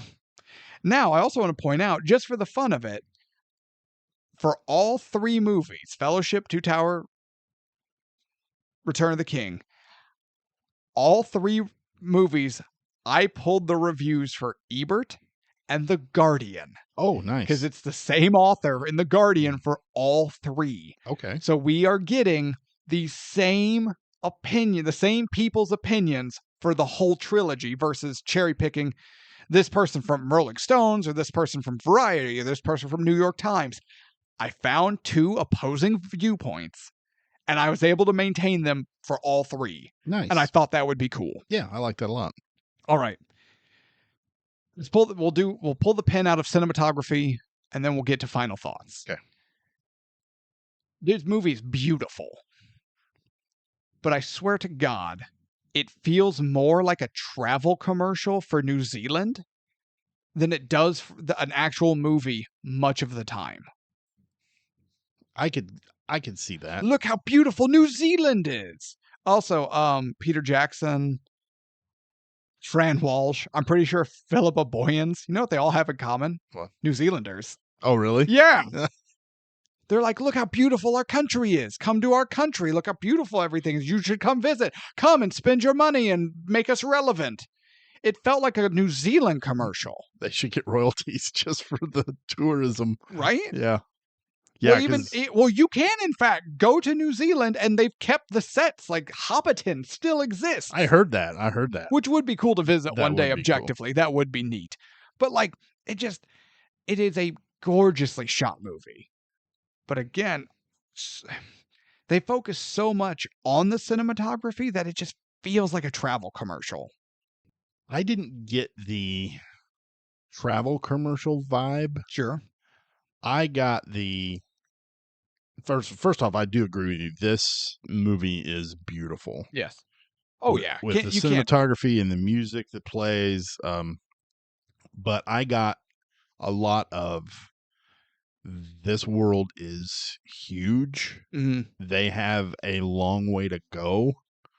So it's not going to end anytime soon. Sure. Where I know some of these movies that have, we have to go on this grand adventure, and after an hour and 30 minutes, they're at their location. It's like, well, that didn't take long. Yeah. And Game of Thrones kind of got some shit about that too in a couple of seasons. I can't remember which seasons they were, but it's like, it took them forever to track from this location to this location, but they needed help once they got there. So one character ran all the way back in like a day. Like, what the hell? Well, to be fair, there was that Greek runner at the Battle of Marathon. What? What? What are you talking about? The historical Battle of Marathon? Oh, I don't know. You don't know what I'm talking about? No. So people run marathons. Yeah. You don't know the history or the origin of marathons? No. Okay. So in ancient Greece, there was a city called Marathon. And there was a battle against the Persians. This would have been against Xerxes' father. Oh, okay. This was the original Persian War. The Persians were on their way to Athens. If the Persians were not held and stopped at Marathon, the next step was Athens. And the leadership in Athens had decided, if that happens, we will evacuate the city and burn it to the ground. We will destroy all of these priceless works of art, the sculptures, everything. We will destroy this city instead of seeing it fall in the hands of invaders. And they were prepared to do so. They had it ready. Everyone's packed up, fire set, like they were going to burn that motherfucker down. The battle happens. The Greeks emerge victorious. To save the greatest city in Greece, well, they didn't have time to send the whole army. They were afraid that if no word arrived soon, the leadership would get antsy and burn the city down by mistake. So they sent their fastest runner, who in full armor ran back to Athens, 26 miles, the length of a marathon. Made it to the city, charged into the council gates, proclaimed victory, dropped dead. Damn. From the exertion, he just dropped dead. Okay. And the city was saved. Yeah, I did not know that. Yeah. That's interesting. So there is I guess a bit to that, but at least, for that Greek soldier, he died. Yeah. The way I always heard it is they took their best runner. He didn't have his weapon and shield, but he was still in full armor because they were so worried the city was going to burn down. He probably took his helmet off, but he still had like bronze chest plate. Yeah. And ran 26. Run and take that shit off at the same time. Yeah, right. That's not going to happen. Runs 26 miles, runs all the way through the city, bursts into the council chambers, yells Nike, the Greek word for victory, and his heart gives out and just drops dead on the council floor.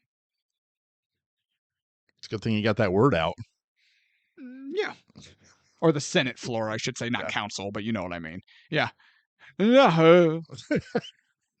Did he tell us to run? Burn the city down, So, I mean, I guess there is a bit of truth to an extent. Okay. Okay. A whole army isn't going to make that 26-mile jaunt in a day. So do you think their trip from where they started in, let's say, Rivendell to Mordor, you think that's longer than 26 miles? Oh, yeah. Yeah, I do too. Oh, my gosh, yeah. See, and we're Americans. We are aggressively Americans.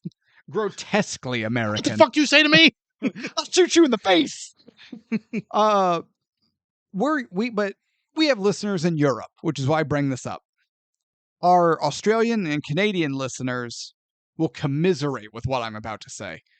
We're from a large country. We inherently have a easier understanding of a large scope like this. I had a buddy who was a foreign exchange student from Germany, and we were talking about traveling just throughout Missouri.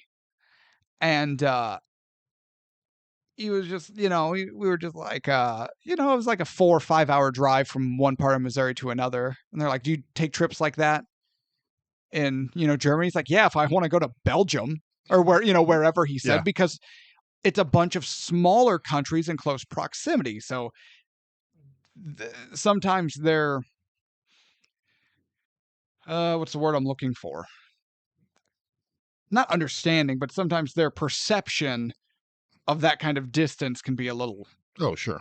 A little skewed. Yeah. Yeah. Well, it's like, geez, although I'm American, but when you actually look at how big Alaska is, and you go, holy shit, Yeah.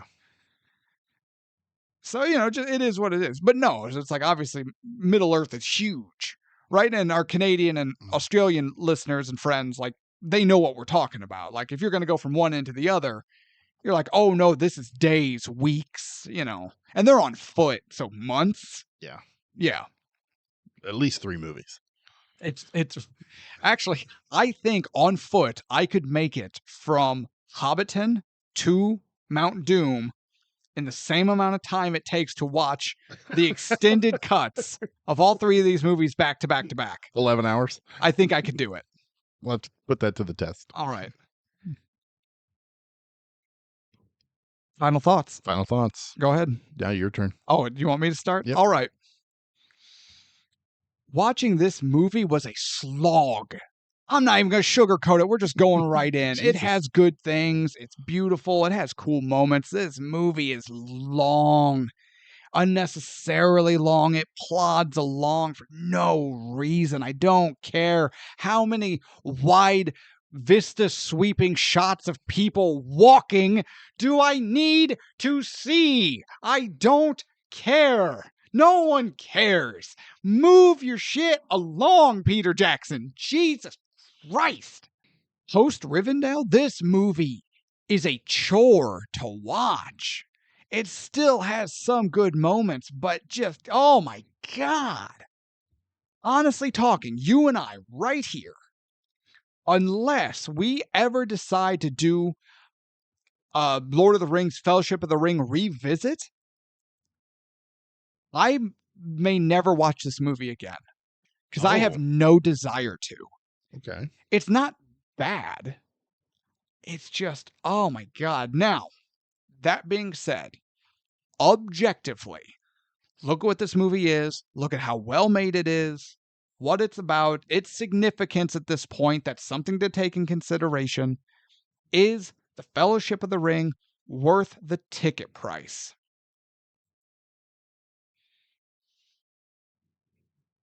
No. Fellowship of the Ring is a lot like Citizen Kane. It is incredibly well made, except that it sucks. They forgot the most important aspect of cinema. It's supposed to be entertaining. And the vast majority of this movie isn't. Wow. And this is as The Guardian put it, a leap of faith I don't plan on ever making again unless I have to. If my wife decides she wants to introduce, because she loves Lord of the Rings too, if she decides she wants to introduce Lord of the Rings to the kids, I guess I'm watching it again. If you decide, or Sarah decides, or whatever, that we need to watch it again for the show, if Peter Jackson or Viggo Mortensen or someone comes on and they want to talk about it, I'll watch it again. But unless I have to, I will never revisit Fellowship of the Ring. I'm good. It's not worth it. Overhyped, over long.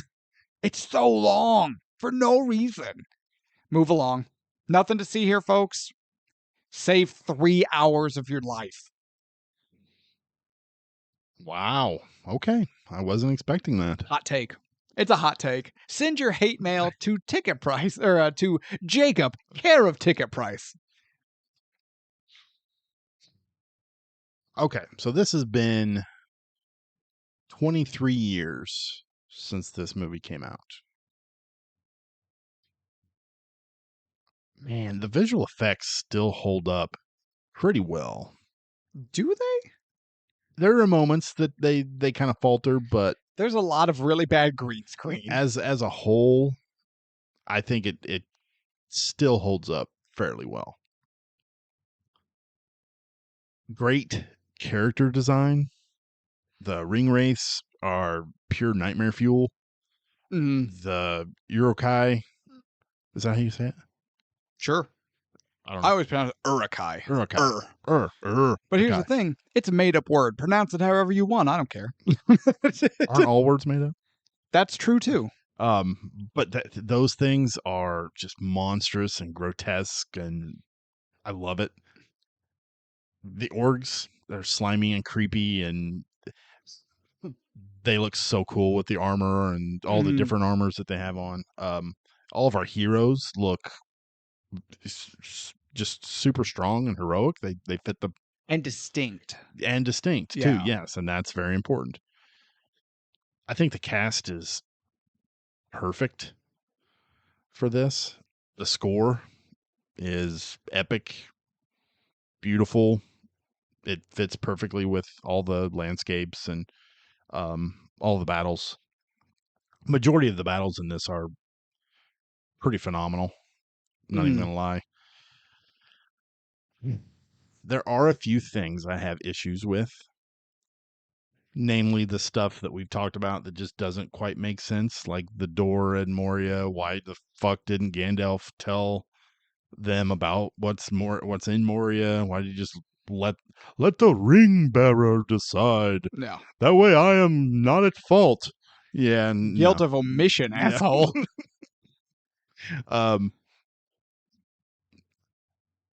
So there's a few things there that it didn't really hit me until this rewatch, honestly. I started kind of looking at it a little harder. There's a lot of damn close-ups.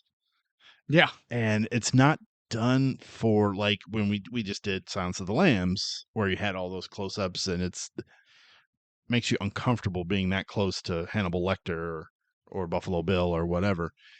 I don't know why it's here, because there's close-ups of them just having a regular conversation, and it's like their whole head filled my TV. 64 inches of Pippin. That sounded weird. It did. I regret saying that. What about second breakfast? I'm like, God damn, I can see your fucking pores. Like, Holy shit. you are correct, though. There are moments like in Rivendell or when what's her face is showing Frodo her turd in the bowl. It's such a stupid joke.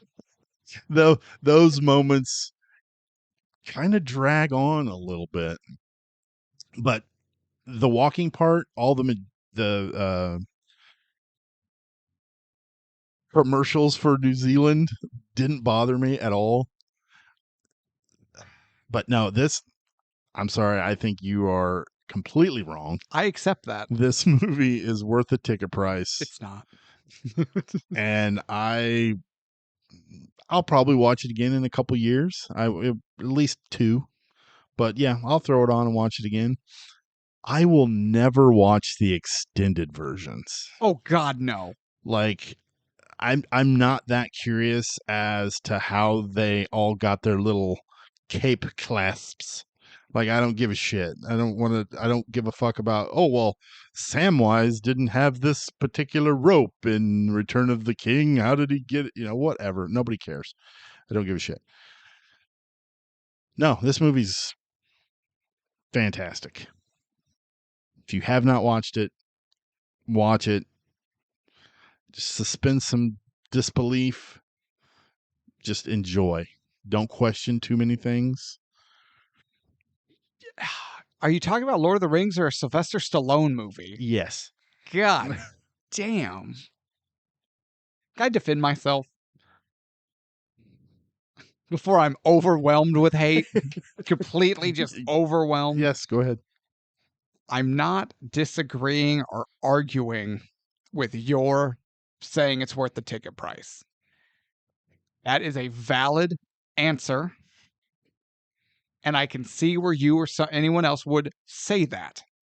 And I'm accepting that my feelings are minority and would be considered a hot take and an incorrect take. And honestly, prior to watching this, I had already written down worth the ticket price. Oh, really? And then I watched it, I went, oh my God. And honest to God, I don't know how I sat through these as a kid. Because I've seen this movie a ton of times, and maybe that's the problem. Maybe I wore it out. I don't know. I don't know. Could be. I couldn't. It's not to me. And it's not a suspended disbelief because I love fantasy. R.A. Salvatore is one of my favorite authors. And he does a lot of the actual Wizards of the Coast Dungeons and Dragons books. Like, his written creations are canonical lore for Dungeons and Dragons. Like, I love that stuff. This doesn't do it for me. It's just, I don't know. I don't know. But I accept that maybe I'm wrong. But I gotta be honest. That's what the show's about. I've been honest for a year, and I'm not gonna ruin my track record on our birthday just to appease a bunch of nerds. A bunch of us. Bunch of nerds. No, it's fine. Send your hate mail. I can take it. Most of you can't spell. Or, excuse me, most of you who have sent me hate mail already have difficulty with spelling. That's not how you spell dickhead. That's not fellatio at all. All right. Anything else, Sir Tevis? No, nothing here. All right. So everyone, from the bottom of both of our hearts, thank you so much for not only listening to this episode, but for being with us throughout the first year of our show and the fact that we made it a year. And a lot of that came because there were a number of times where enthusiasm became low. And just summoning the motivation to watch the movies and to actually do the recordings waned here and there. But it was always oh man, did you see how many new listens we have? Did you see, the new followers we have? Did you see this person's comment, that person? It's our audience. It's you all that really kept the wind in our sails to put in the air quote work. Yeah. We don't work. This is fucking tough. I had to spend 2 entire evenings watching Fellowship of the Ring. No, you got to spend two entire evenings. I had to. No, I had to sit through The Shining. To be fair, we both had, which I admitted, so fuck you. I had to watch Waterworld. Eat my ass. You got to sit through Waterworld. Yeah, at gunpoint. I got to be threatened. It was like, click, click, don't you fucking move. Get it, Helen. God, that movie's... Fellowship of the Ring is worlds better than Waterworld. That's not even the same conversation. That's not even the same language. Okay, but all that aside, getting here was the fans. It really was. As fun as this is, as much as we enjoy doing it, it's just always the texts we send back and forth when we're looking at, oh man, we're in Indonesia now. We have listeners here and there, and this person said this or whatever. So just truly from both of us and Sarah, who couldn't join us for these episodes. Freaking Sarah. Damn it, Sarah. Final note here. Damn it, Sarah. Thank you all so much. If this is your first episode, because maybe you saw Lord of the Rings and you were just interested in what a couple of idiots had to say, we hope that you found it entertaining. That's what this is. We are not film critics. We're not even professional broadcasters by any stretch of the imagination. We're just a couple of guys who are just trying to have a good time and share that laughter and that enjoyment and a lot of really stupid jokes to as many people as they can, to bring a little levity to what can be a world that enjoys kicking you in the balls. Yeah. So you know what? Anyone we can help, this is for you. Yeah. We just love movies. We like talking about movies. Good, bad, ugly, doesn't matter. We'll be watching that at some point. Oh God, I hope not. At some point. We'll do Sarah and Clint before we do Sarah and Steven. Let's do no Sarah and Steven until Sarah and Clint. And Sarah and John. John Wayne. You're looking at me like you didn't know who I was talking about. I was like, wait a minute, John Stamos? I don't feel like watching Full House. Every single episode. All right. So thank you all. Cut it out. Shut up. How did Dave Coulier... Have mercy. How did Dave Coulier date Alanis Morissette? She must have vision problems and also, she was 19 and he was 30. How were her parents okay with that? She was making all the money. Oh, 100%. Yeah. So she was at that point telling her parents what to do. If my legally aged daughter all of a sudden has a 30-year-old suitor sniffing around, I'm fighting that guy. Yeah. Tell me I'm wrong, Dad. Yeah. No. I've already told my kid she can start dating at like 35. When I'm gone, go crazy. Yeah. So, where are we? We're saying goodbye. Thank you all so much for listening. What are we doing next? Damn you, John Stamos. Got us on the Full House, you bastard. You ageless son of a bitch. You handsome son of a bitch, you. I just want to run my fingers through your hair. All right. Next week, we continue our anniversary celebration with Lord of the Rings, The Two Towers next week. So tune in. We'll see what happens. If you thought this episode was a roller coaster, it's just going to get wilder. If you haven't already, we do invite you, hit that follow button and turn on notifications so you can stay up to date and be notified whenever a new episode drops or any of our bonus content episodes that drop on different days so you don't miss any of whatever this is we do. And you can just enjoy, if you're a sadist, whatever it is, this is. But no, just thank you all so much for listening. Tune in next week. The birthday celebration continues. I'm Jake. That's Tevis. Tevis, do you have any words for the people on what is... Now, we're celebrating all month, but this one actually is the birthday episode. The 1-year episode is this one. I just want to reiterate what you said. It's awesome every morning, waking up, looking at the new listens, at the new followers, all the new comments. It's humbling, it's fantastic, it's fun, and it keeps me going, keeps us going, I think. Yeah. So yeah, thank you so much for making us watch these shitty movies and these awesome movies. Make me for sit a whole in this year. uncomfortable ass chair talking to this microphone. No, it's been great. It has been great. Here's to a fun and fantastic first year, and here's to the next one. Absolutely. All right, everyone, tune in next week for Two Towers. I'm Jake, that's Tevis. This has been Ticket Price and Lord of the Rings Fellowship of the Ring. And as always, be good to yourselves, be good to each other, and good night.